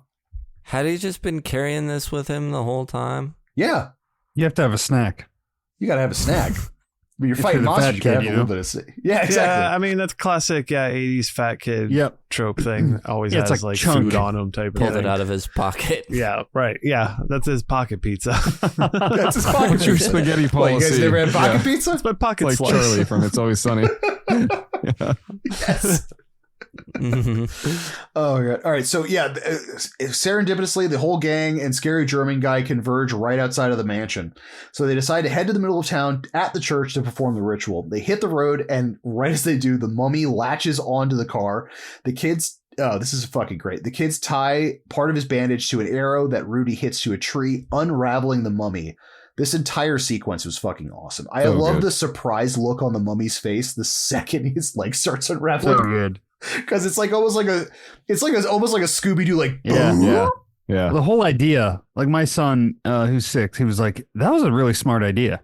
I was like, yeah, it really was, to just like shoot the what do you call that? The wrap with an arrow against a tree. Yeah. Well, it's such a The statutory rap. Statutory rap. Statutory rap. Exactly. Oh my god. It's a Vanilla Ice song. Oh god. Oh god. No, but it's such a cartoonish way of killing a mummy, but done in the most realistic way possible. You know what I mean? Like that's such a Looney Tunes, like, oh, we just unravel them. Like that makes sense. Sure. You know what I mean? Right. But then like, oh dude, and then the line, see you later, Band-Aid breath. As the fucking skull's spinning and shit on the fucking asphalt is just God. So damn it, good. God, it's just Yep. so fucking good. So Cockles runneth over. They have overflowed. been. Thermonuclear No. cockle warfare is going on right now in my heart. So we got Dell and his partner get to the Very car. warm. Very, very warm. All right, so yeah, Dell and his partner get in the car. They're trying to drive up to Shadowbrook Lane. That's when they get this weird like Ghostbusters 2 scene where like it's just now a phantom fucking hearse that just goes directly through them as they're screaming. So they just like fucking 180 it. Dracula crashes into fucking Sean's house, heading towards the backyard, and blows up the clubhouse in retaliation. What a hilarious I'll show them. it's so petty and so amazing where I'm just like, I love this dude. I love Dracula. This is fucking great. He goes, oh, you gonna fuck with my house? I'm gonna blow up your whole goddamn fucking meeting place. And then he says meeting adjourned as he blows it up is like, which also leads us now to the most preventable death in this fucking movie. We get Dell's partner. He sees the stick getting lit, this ginormous fuse, and as it's underhand thrown under the fucking car, and then he goes into like scared kitten defense. I feel like he's not even turning that. Like he's not even trying to pull the handle. He's just like slap boxing the thing, and then he just explodes. Like I feel like there was plenty of time to get out of that fucking car. Yeah, he panicked. I'm sure there was. Yeah, he was just lost. He's like, what? He was a very frantic person that was Yeah. very confused by the situations he was constantly in, and I just think he couldn't. Yeah, he take probably it. still didn't believe it was happening. Right. Yeah, that's actually very true. Which I do actually, this follow-up scene I absolutely fucking love, because at this point, Dell points a gun at Dracula, and then he just goes like, I'm going to have your son. As both parents see him physically turn into a bat and fly off, which is that like, oh shit, my son was right about everything. Like, I can only imagine as a I think at that point, yeah. Can you imagine as a parent? No, is the answer. Yeah. Your kid tells you something and you're like, that's kind of crazy. And then like literally the next day you see the monster that he's actually talking about being like, oh shit. Oh fuck. All right. It's more than kind of crazy. That's actual crazy. Yeah. Well, honestly, the only thing that's crazier than that is fucking Dell using that walkie-talkie through a moving vehicle like fucking 10 miles away. Like, I thought that was amazing, where like he's in the house, you're trying to find the kids, and he's like, let me use the walkie-talkie. I've never used a walkie-talkie that could have worked that well. I think that's probably like a post-Vietnam, like, oh, hey, we were in a helicopter and needed to be able to walkie to each other. Like that caliber item. That's probably, it's like military grade. They probably got it at the Army surplus store. This is not the one of those thing from Home talkies. Alone that you speak into with the tiny little shitty microphone. Yeah. Hey kids, I'm home. Yeah, this thing got a huge antenna and shit like This that. is a little higher quality. Hey, kids, I had one of those. Oh yeah. All right, so they get to the church, find it locked. They only got fucking 15 minutes left. The brides show up, and they're forced to do the ritual outside the church. Emily is now butchering this German spell as scary German guy is desperately trying to help her. As Rudy, how hard is it to repeat what somebody says to you? It's not like she's trying to read it on her own. I don't know, man. Sometimes like when everyone's staring at you, 5-year-old can do it. Yelling when everyone's staring at you. Yeah, it's one of those deals where it's like performance anxiety. Just underhand toss that 2 feet in front of you. You can do it. It's like, no, I can't because you're all staring at me. Everyone's glaring at you. I guess she also just witnessed a 2,000-year-old dead human being unravel right in front of her eyes. That was like, I guess that also could probably give you a little bit of. Phoebe does it no problem though. Oh yeah. Also, that's actually in the notes here. When Emily is doing this, butchers this entire thing. When Phoebe's doing this incantation, she's pronunciating everything accurately to a T, which I think is just as an actress, fantastic. That's Sam's point. Yeah. Right. All right, so Rudy decides to take matters into his own hand. Also, one of the fucking classic lines. He says, "I'm in the goddamn club, aren't I?" As he lights a cigarette and just starts marching his way towards these vampires. I bet that was a real like cool moment when you were young too. Like seeing him do that. I was like, fuck, get him, Rudy. Yeah. Fuck yes, dude. You are the club, Rudy. Yeah, right. At that moment, you're like, you are the club. Yeah, can I have a cigarette, please? It'll make me stronger. Please, just one cigarette. And please, and a bow and arrow, and a leather jacket. I'll never ask for anything else. Well, it's also, and I also need a bike though that has pegs on it. Please, come on. Yeah, just give me, I need pegs. I need shoes that I can light a match on the sole. Dad, these shoes don't work. I still can't fucking light it. My dad would probably just hand me a cigarette and scissors and be like, I already had all that stuff, so I didn't need it. Yeah, you didn't need it. That's right. Yeah. So he gets one of them with his bow and arrow, and then has to hand stake the other one. Which, what happens to the third one? Because you only see 2 of them drop, and then the third one just kind of like, I'm assuming just kind of nopes out of the situation. Good. I don't know. Off to. Yeah, I don't know. It's weird. Still living to this day. Still unliving to this day. Still out there. Hanging out at Burger King. Or probably could have got sucked into the vortex, I guess. Well, I don't know what the range on that vortex was. Pretty like good. If evil is far away enough, are you okay? I mean, was it like a 30-foot maybe? radius? I don't know. Well, that's where the sequel comes in. In the next 100 years, it'll be. All right, we'll figure it out. Cool. There's one left. So Dad shows up just in time as he shoots Dracula in bat form as it crashes through a window. From the car. Hell of a shot. Great fucking He's a good shot. Nice shot. Yeah. Oh, dude. And now he's armed with... I like the fact he's just now armed with dynamite. Heads up to this, like... Because they're just fighting a bunch of... Like, it's a bunch of Adidas boxes. So I'm assuming it's like a fucking warehouse for a shoe store. He runs up and we get, the half transformed Dracula bat creature is so fucking dope. Like, I remember seeing that as a kid for the first time, and like that fucked me up. I was like, oh no. I don't know if it's like that weird bloated bat belly and the halfway like, fuck. It's not a churtle, but it's in the running to becoming a churtle. Yeah. Sure. Its will to live is too strong. Yes, yeah, exactly. He doesn't want to die.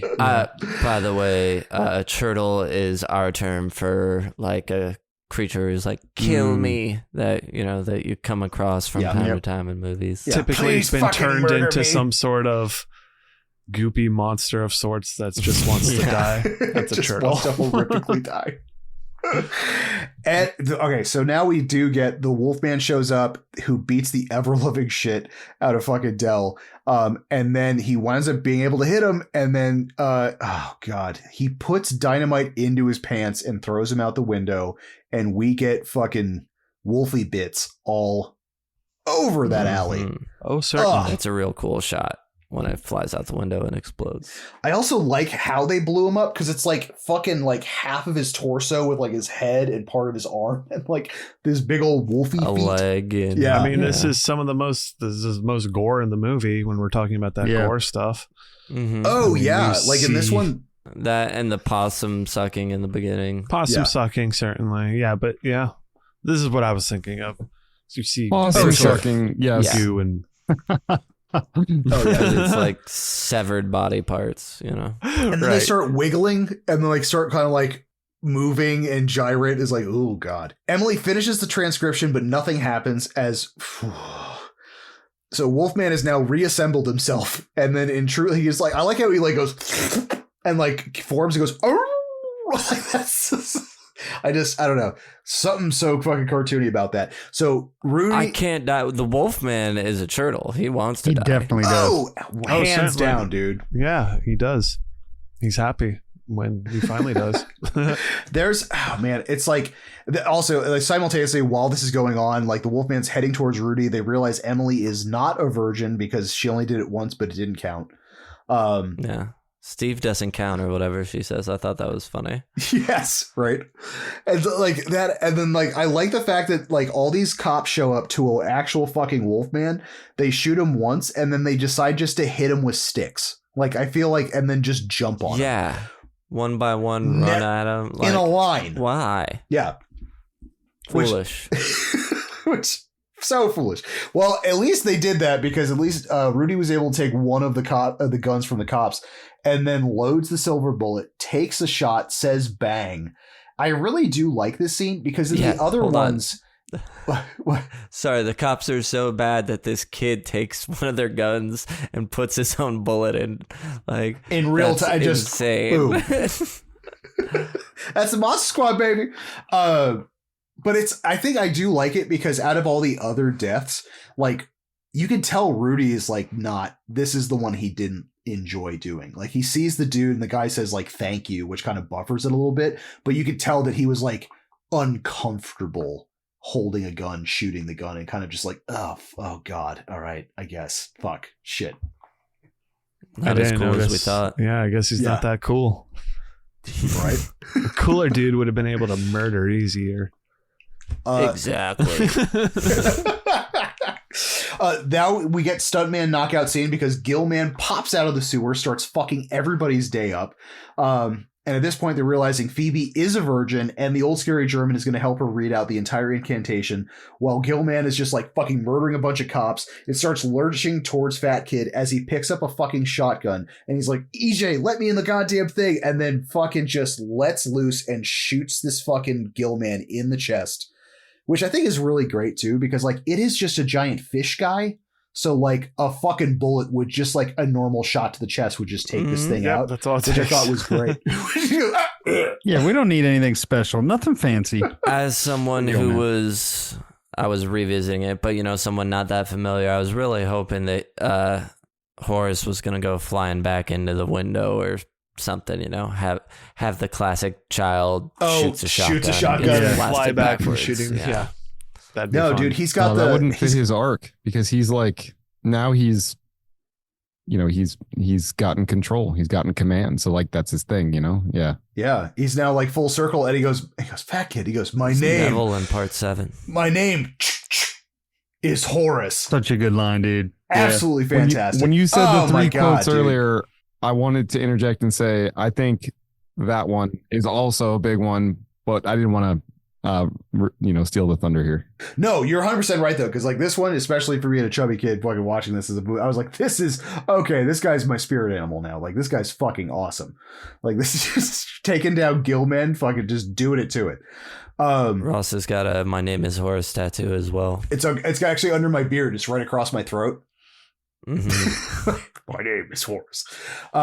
Dracula shows up as Phoebe is getting super scared as she's reading the books. The cops are running in at like 10-gallon hats and just like getting their necks snapped and then bones broken. This entire sequence of all these cops trying to stop Dracula as he's slow marching towards Phoebe and scary German guy it's just, I don't know, it's unnerving. It's awesome because he's like such a sociopath. He's just like breaking him and he's never stopping eye contact with him.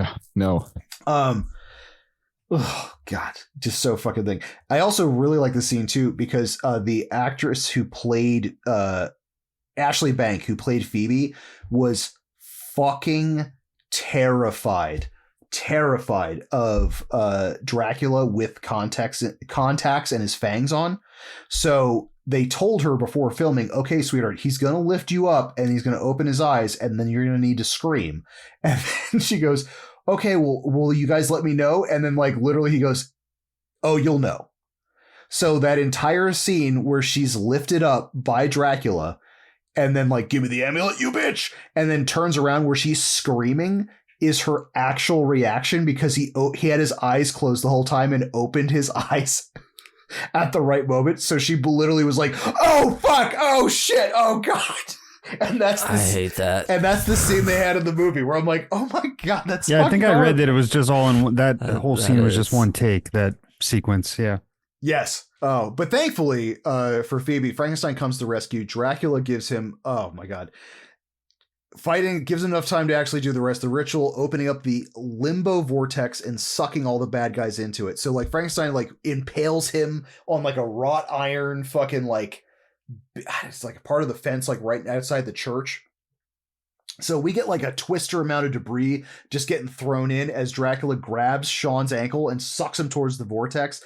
Now we got cops, we got trucks, we got lampposts. It's hilarious the levels of vortex suck because like Phoebe behind a park bench that's not bolted to the ground is fine, but the 2-ton truck 6 feet in front of her is just flung like a rag doll directly into this ginormous gaping vortex. Well, that park bench was designed for high velocity wind aerodynamics. That's you work at. I mean, you work at a ground, so you would know about that. Yeah. I manage a park. Yeah, we couldn't afford those. We couldn't afford those. So Dracula, if you're listening, this is an area. Know the environment. Right. So those benches are not bolted in Florida. That's right. Even though we have hurricanes regularly. So right. So we got vampire corpses, we've got Gillman corpses, we have cop corpses, everybody, and then I really like that like as Sean's doing this, fucking Van Helsing comes out and just he gets staked. So Sean stakes Dracula, and then Van Helsing comes out of nowhere, grabs him from behind, and then gives him like the fucking thumbs up. And I like that Sean's like, oh good, this is Van Helsing. I guess he knows right away. Yeah, he's like, very recognizable. Okay, dig you, dude. Yeah. I have your diary. Right. The bummer, Frankenstein is saying, Phoebe, bye Phoebe, bye. Yeah. And like, I do like the fact that what's the name of the animal? Scraps. She like throws Scraps at Frankenstein, so like he's got like a little like thunder buddy just to be in the vortex forever. Thunder buddy. Oh, Yeah. sweet. Yeah, right. Poor guy. So yeah, everybody gets sucked into limbo for all eternity. Zaps out. I'm assuming Is it a hellmouth maybe? Or no, it's a limbo hole. Yeah, they specifically say limbo. Yeah, Yeah, Say it's limbo a hole. hole. That's Yeah. a Limbo good hole. way to Yeah, it's a describe limbo it. Sam. But I'm guessing at this point the amulet is now gone. Because I mean, like the vortex happened in the beginning of the movie, and there was still an amulet. And in this one, the vortex stops, but nothing drops from its place. So I'm assuming the amulet's gone and all evil's been vanquished from the planet. Is what Well, I I'm have a assuming? little surprise for you, Ross. Oh shit! I typed into Chat GPT. What did I write here?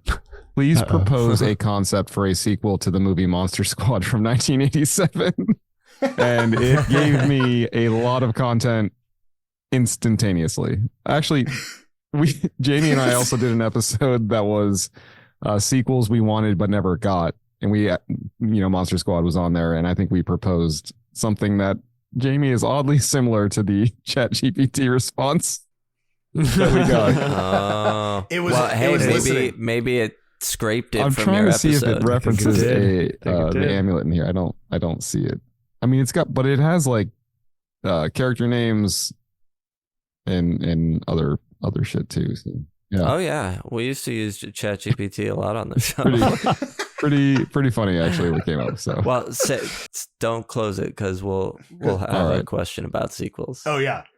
So I think the most hilarious twist on this, and maybe the most unbelievable part of this entire movie, is that the U.S. Army actually shows up answering Eugene's hand. I know, dude. Letter. The National Guard, right?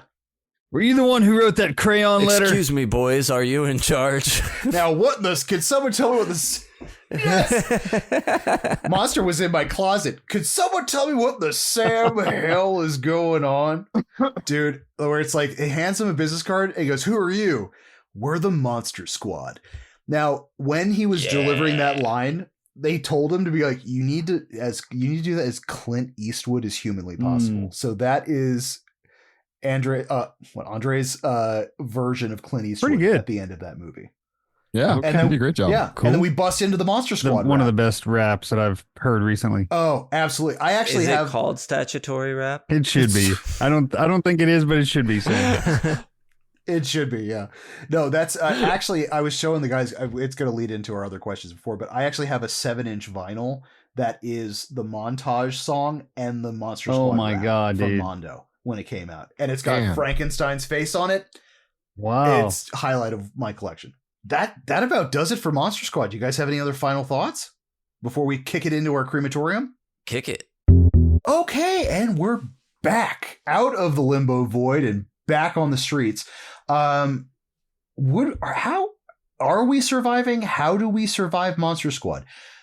Normally I would say yes, but almost all adults that fight these monsters die shy of the parents. So I don't know if it's just like an adult curse. But all the adults don't believe it. I think we believe it. Yeah, true. and they don't know much about monsters. I'd wager to guess I know more about monsters than these kids based on the questions they asked to get in the club. Fair enough. Yeah. I think we could survive it. Okay. I think, I mean, a bunch of kids can beat them. I think we can do it. I don't know. Getting a virgin might be a weird thing. Now we are not virgins, unlike those kids. Yeah. Yes. I guess we could have our that own would be a weird kids. thing. That's very true. Read You the guys German. have. Yeah. There you go. Yeah. We got this. All right, kids. I don't know German either, so we're gonna just kind of spitball this and just don't I look need you to behind you. repeat out. what Google says. Oh, yeah. Uncle Brian and Uncle Sam are gonna take care of some stuff, and if you hear screaming, just keep on talking. And if we die, call Uncle Chat GPT, type this in, and hopefully they'll help you solution how to resolve this. You know, that is true, because technically Chat GPT is a virgin. Yeah, I was going to suggest Oh. Alexa because she's definitely a virgin. Yeah, can AI, Yeah. does that I work? hate to break it to you, Ross, Interesting. but ChatGPT ain't no virgin. Oh, no. What did you do, Sam? ChatGPT What did we fucks. What did we do, gentlemen? What did we do? Are we making this movie gooier? Do you want a gorier Nah. Monster Squad? And how would you make it gory? Maybe with goo, like actual goo Maybe instead gooier. of blood or guts or anything. Like, I don't know if the Gill Goo instead Man of blue? has some sort of goo. But Drippier. yeah, I wouldn't make Yeah. it gorier at all. Gorier.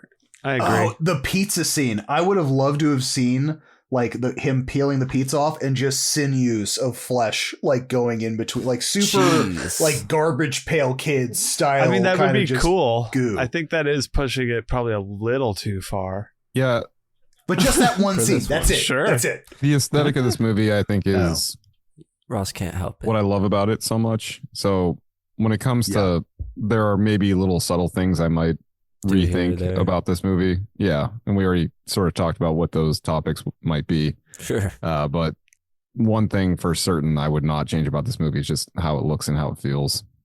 That for me. Oh yeah, because I think it's I think the intent is like for kids, Mhm. like entry level Yeah. stuff. You know what I mean? Where like you could be almost at any age bracket and still, You know what I mean? Like, it's not gory enough to like really get to you, but it's gory enough that when you're a kid, like, this is intense. Yeah. You know what I mean? Like, but in a good way. I wouldn't change it. Absolutely. Yeah, it doesn't need it. For what it is. You guys, I thought I'd repeat what everybody just said real quick. Go ahead, Ross. Villain level 1 through 10, power level and iconography. I guess we're just doing the entire squad of monsters. Yeah. I'm gonna pretty iconic because they all look like the Universal they monsters. All get, 5 level. Iconic is a 5. Power level, I'm a little iffy on. I mean, it ranges. The creature it ranges. Creature's able to get taken out with a shotgun. I mean, they do kill all the creatures. Yeah. Right? Unravel the mummy. So it's not like God tier stuff, but the monsters do get a good body count in. Wolfman and Dracula are going to be tough for Frankenstein. Sure. Frankenstein's not even really someone you got to worry about, apparently. Yeah. He's a pal. You just befriend. Yeah. You just befriend him and then you're good. Yeah. Work at the local grocery store. He just wants to be heard. It's maybe like a 3. Tall shelves. 8. I was going to say. I'll give him an 8. I'll give him an 8. The monsters. I think like an 8.5 for me would be pretty decent. 3 for power, 5 for iconography. That's what I was thinking. Yeah, I dig that. Agree, disagree. Same across the board. Yeah, about an 8. Sounds good. Yeah. So we're landing like 8 out of 10. We're saying. Yeah. I think that's fair. Yeah, I think that's pretty good. What was ChatGPT's sequel? Because do we have sequels, and what is your sequel that you would like to see? Do you think it deserves a sequel? Deserves a sequel? Yeah. I think it deserves one. I think I don't want one, but I would have wanted one in 1989. I don't want one now. Yes. Yeah. Yeah. 1989, and they're fighting like slashers, like horror slashers, like a Jason type, a Freddy type. Yeah. Like they're a little bit. They're a little bit older. Mm-hmm. Yeah, and now they're JJ and Mikey. They're fighting JJ and right. Like all like. So you'd have like Freddy, Mikey. The description, maybe like Pinhead in there. He's wearing a littered Nimoy mask. GPT gave me basically is the introduction to Halloween H2O. Okay. It says a montage of news clippings and scenes showing the original Monster Squad members have grown up. However, the piece they fought for. Yeah. Oh, sure. The piece they fought for is shattered. And I'm not bullshitting, Jamie. I feel like we should go back and listen to the episode we did, but it basically then outlines all of them having kids, which is what our proposed suggestion was. So it does the legacy character type thing. Nice. That's what you'd have to do. That's what you do. I'm now. surprised they're not. Yeah. I'm surprised Blumhouse doesn't have it in the works. Oh my God! Someone's gonna hear this. Yeah. Don't give them ideas, man. Calm down. Yeah. Oh no. Jason Blum is running right now to his printer. He is a listener. It's true.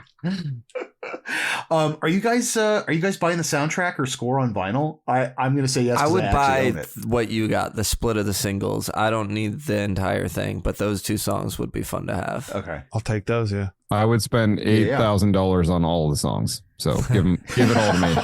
I have a firm yes. The box crate. It comes in the Frankenstein crate. Ooh, the Frankenstein with a plane. Dude. It lands in your backyard. That's how it gets shipped to you. Yeah. No, it doesn't land. It just drops it in the middle of your backyard. Like it just this huge crate just drops out of the sky. Wherever it lands, that's where it stays. That's where it stays. In. You have to live near a swamp. Mm-hmm. Yes. I think we kind of know the answer to this. Is anything in this movie action figure worthy? I think every single fucking monster. I would love it. Even the kids. Oh, I'd love a diorama of like the monsters and the kids. Like, I want a Rudy with a bike that rolls, and I can like buy just light the a match on his action boot. Figure. Which one? Like a tech deck, but a Rudy bike. Yeah. He's got his camera around his neck. Yes. You get the treehouse playset.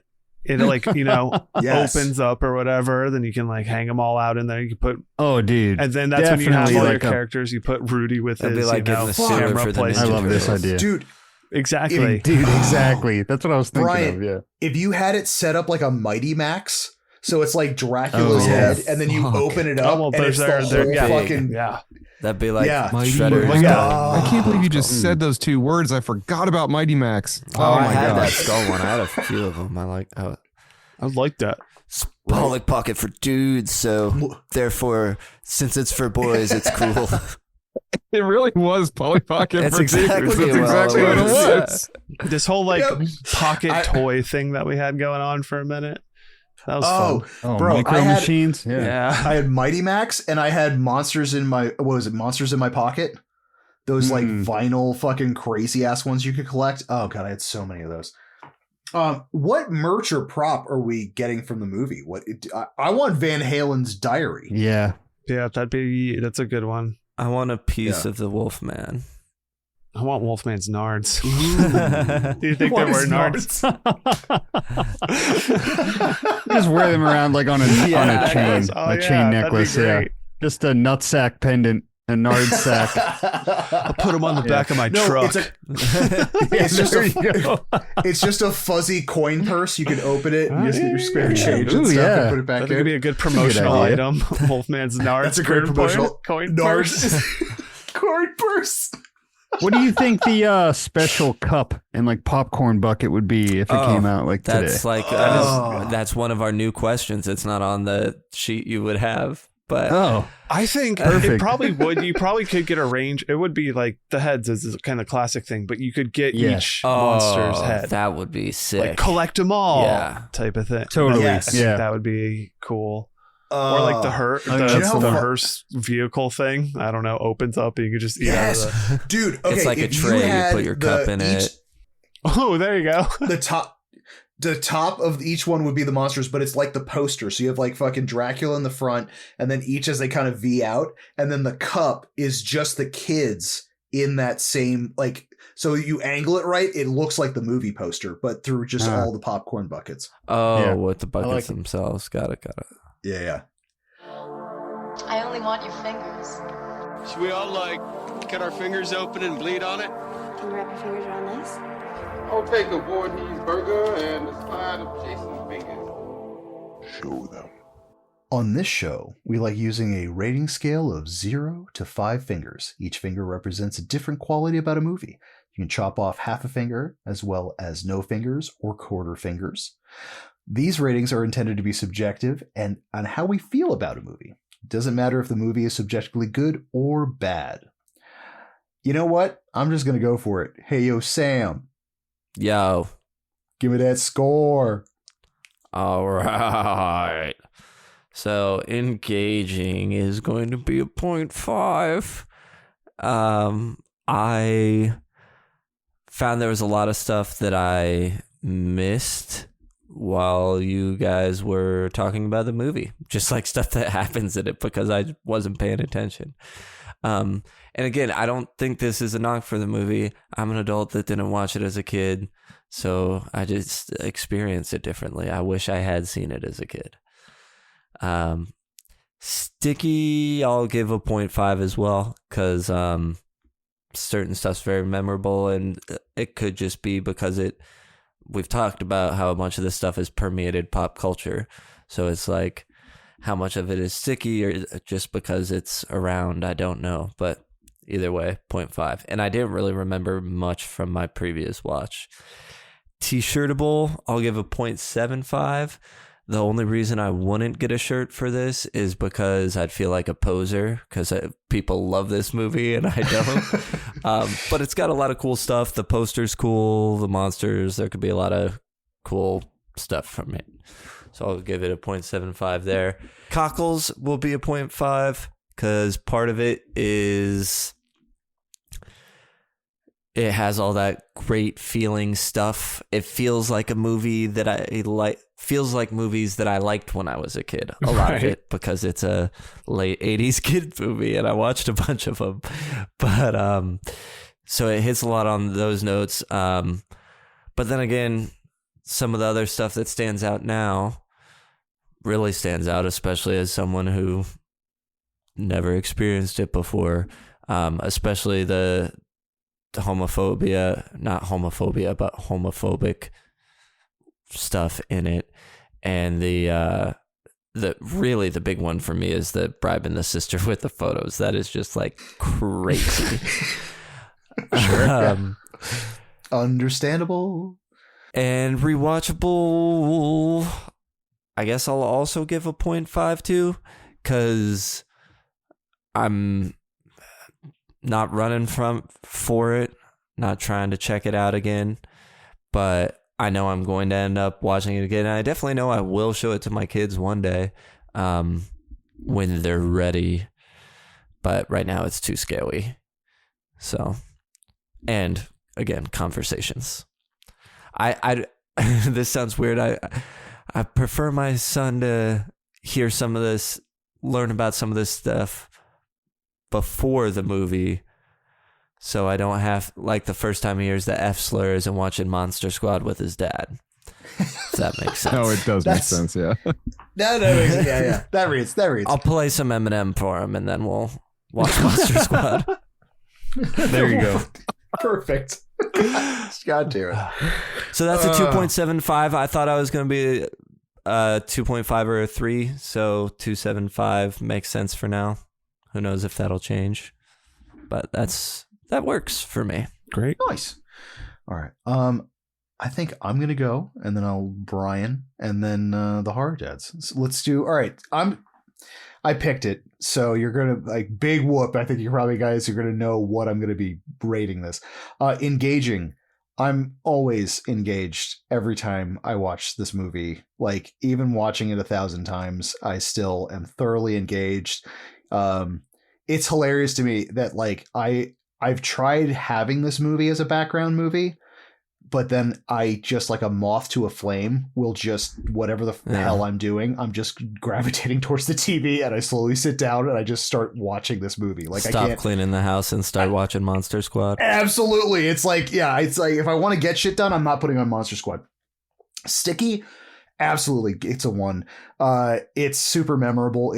It's nostalgic because of my childhood. It is every time I watch it, it's this blend of just because I really enjoy the movie, but then also, like, just it's the nostalgia kick. It's like where I was, who I was, and, like, just watching it in that sense of feeling, you know. T-shirtable. Absolutely a 1. I've owned 2 or 3 Monster Squad t-shirts, and probably will definitely get more when they become available. Cockles, said it when we were doing it, thermonuclear cockle warfare. Like, this is an extinction level event of cockles. Have you seen Terminator 2? That's what this movie did to my heart. That's what it did to my heart. Just nuked it as I was screaming on a chain link fence as my children just get eviscerated by a nuclear bomb. And then rewatchable is a 1. This movie's a 5 for me. You know, I would watch this. It's funny because I actually haven't revisited this movie in a little bit, and I almost wanted to give it a 0.75, but I think at the heart of it, it's a 5. You know what I mean? Right. Although I am getting to a juncture where this movie would go on. I'd watch this 2 or 3 times a year. Now it's like getting into, like, I'm going to probably watch it like once a year. But that's because I've seen it like 100+ times. You know what I mean? Where it's like it's getting to that kind of canon. But I think it's a great thing. Having children now, they're going to get to an age where, like, I will introduce this and I might just go through the vicious cycle all over again. Like if this becomes my kid's favorite movie or one of their favorite movies, then this is going to be on all the time. And I'm not going to be mad about it at all. So, it a 5. It a 5. I had filled in all your things with ones before you even started talking. Yep. Cool. My turn. Engaging 0.75, sticky 0.75, t-shirtable 0.5, cockles 0.75, rewatchable 0.5. Not good at math. What's the total? Quick for me. Come on, Sam. I thought you were on it, man. 0.75. I got you. Hold on. It's a 3.25. That's sure. Cool. That's good. 3.25. Man, that's I guess based on this rating scale, which I really like, by the way. Yeah. I really like Thanks. This scale in general. We've talked about this, like, off platform together, Jamie and I, about how much we appreciate this. But I do feel like that feels like a lower number than I thought you would have ended with. Mm-hmm. Yeah, I was thinking it based on him rattling them off. I mean, yeah, I mean, it'll be funny to go back and see if I actually screwed up something. But I was expecting it to be around maybe closer to a 4. But yeah, based on all this, I don't think any of them really hit the full 1. But I think still 3.25. I consider anything over in the 3 category and above pretty good.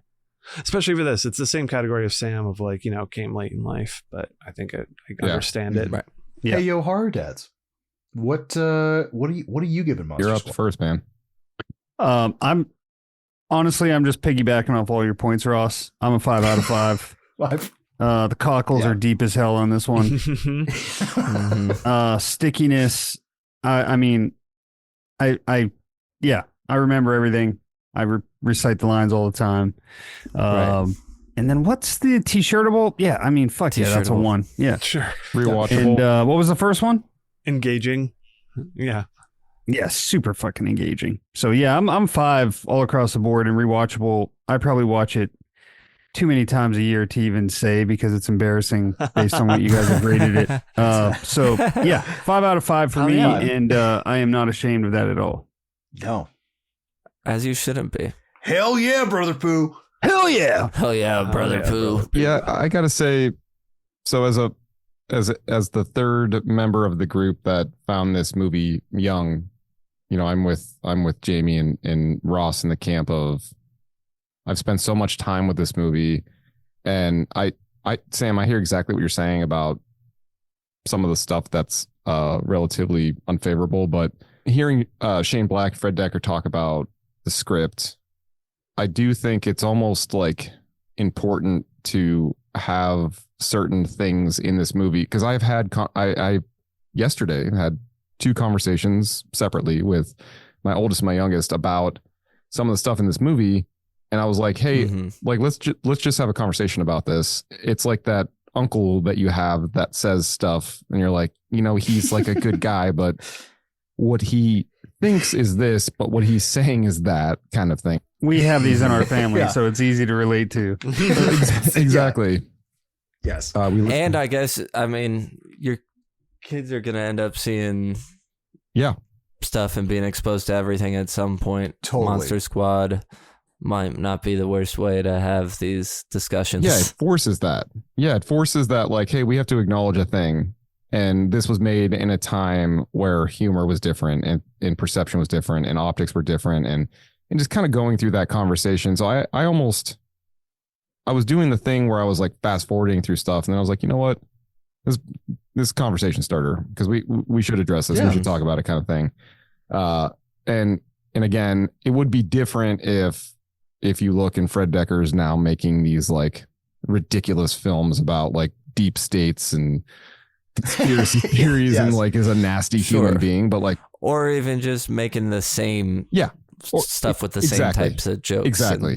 But you hear from him, you're like, oh no, this dude, like he just made a movie in a time where like humor was different kind of thing. Right. And that was the way kids spoke then. I get it.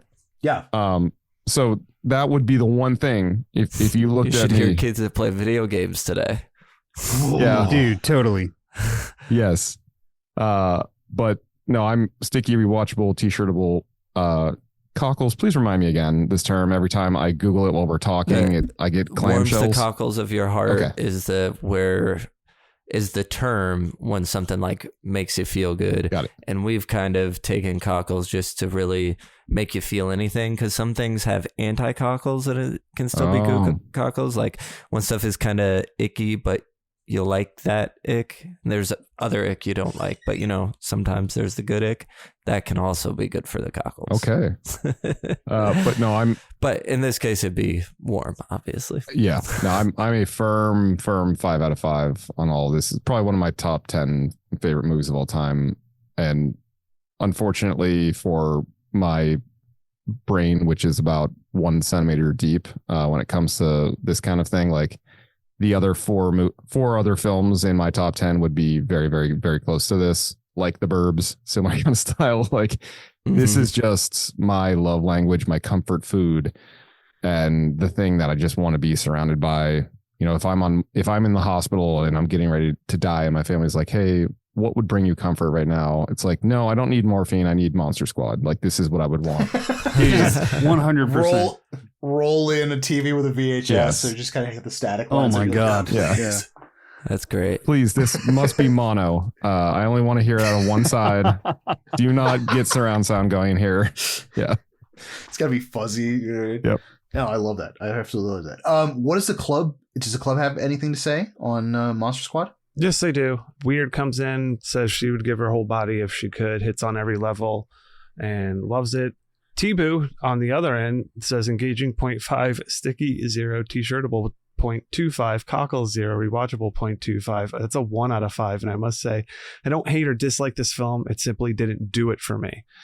He has more explanations for each one, but I'm just trying to speed it up. Yeah. Alex the Witch Pollux has a big history with this. He loves this movie, and this was kind of one of the things he's been pushing for this a long time, as a lot of people have. And I think Ross kind of pulled this one here. But very long and sordid history together. It's one of his favorite movies. It's the favorite movie of the sibling who introduced me to the horror genre. But engaging 1, sticky 1, t-shirtable 1, cockles 0.5, and rewatchable 0.5. So only 4 out of 5, but still pretty high marks. Yeah, exactly. Oh. Still good. And Scotty as well says engaging 1, sticky 1, t-shirtable 1, cockles 0, and rewatchable 1. Jump into the Discord as well, and you can see the more detailed explanations upon this as well. People jumping in there with it. Where does this compare to the others in our Goo book? 3.7, which is, we were just in high. this range with Low Lives, actually. So it sits right with Low Lives, Jason X, The Editor, Final Destination. Just below it, we have something like Mother and New Year's Evil and Rec 2. Those are all about 3.6, 3.5s. And right above it at 3.8, you got Freaky, We're Still Here, Phantasm, Quarantine, Silent Night, Deadly Night. Nice. There you go. Interesting. Oh, that's perfect. That's it. It's a reflection of all three of us melted down together. Because obviously... melted into that silver bullet. If Ross had his way, this would be a certified Chuddle, which is when all three of us give it a 5. Yeah. Hey, it's okay though. You know what? I'm just glad that you guys got to watch this movie again, dissect it, and I absolutely loved this conversation with you gentlemen. This was fantastic. It's nice because I was hesitant, to be totally honest with you, and the biggest reason why I haven't covered like the last one I hosted, Return of the Living Dead. I will eventually probably cover one of my other favorite movies of all time, which is American Werewolf in London. I hold them so close to my heart that I feel sometimes when we're doing a movie autopsy like this. Yeah. And we don't share the enthusiasm. Yeah. But even if we're... It's good though. It's good though. I like the perspective. I feel the same way. I haven't picked a lot of movies that I love. It's like when your kid is up to bat and you're like, oh my God, I want nothing more than for you just to get a home run here. And absolutely, I just know you're gonna miss. It's like when we covered the Blair Witch Project, and Sam gave it like a 1.5. Oof. Yep. Yeah, it happens. Hey, it totally happens. Gotta be true to thyself. Yeah, I guess. Well, I think that does it for the Chuddle Movie Club meeting for tonight. Follow Chuddle the Pod on Instagram and Slasher to stay up to date with the podcast. Follow me at Ross Purvis on Instagram if you want to see some tattoo stuff, some painting stuff. Also, primrosetattooparlor.com in Orlando, Florida, if you want to check out some Tatteroony stuff. We've got Chuddle the Sam and Chuddle the Brian on Letterboxd. Check out what they're watching, what they're rating, what they're doing. And if you've had any kind of fun tonight, jump into our Discord. It's fun. We got multiple channels. We got all different kinds of fun stuff going on there. We have little different channels for every movie that we're covering the month. We've just got general Chuddles. We've even got an entire section devoted to our pets. So yeah, check it out. And also, gifts of hugs. Oh, gifts of hugs. That's right. We have an entire hug. The hug club. Hug club. There you go. John, Jamie, I'm so glad I actually finally get to meet you guys. face to digital face. You are the Horror Dads. Can you please let everyone's ear holes know where to find you?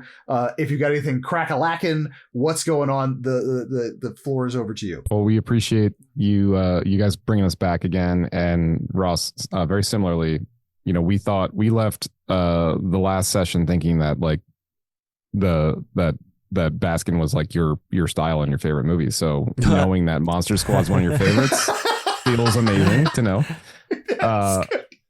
But, I realize that Baskin is not a great icebreaker for like a first movie. No, that's like, hey, let's go out to dinner. Do you want to try eel testicles as a meal? Right. Like that is to dinners what Baskin is to pre-chewed meat. But we this place has got great pre-chewed meat. Yeah, you will love it. These skewers are excellent. These meat skewers.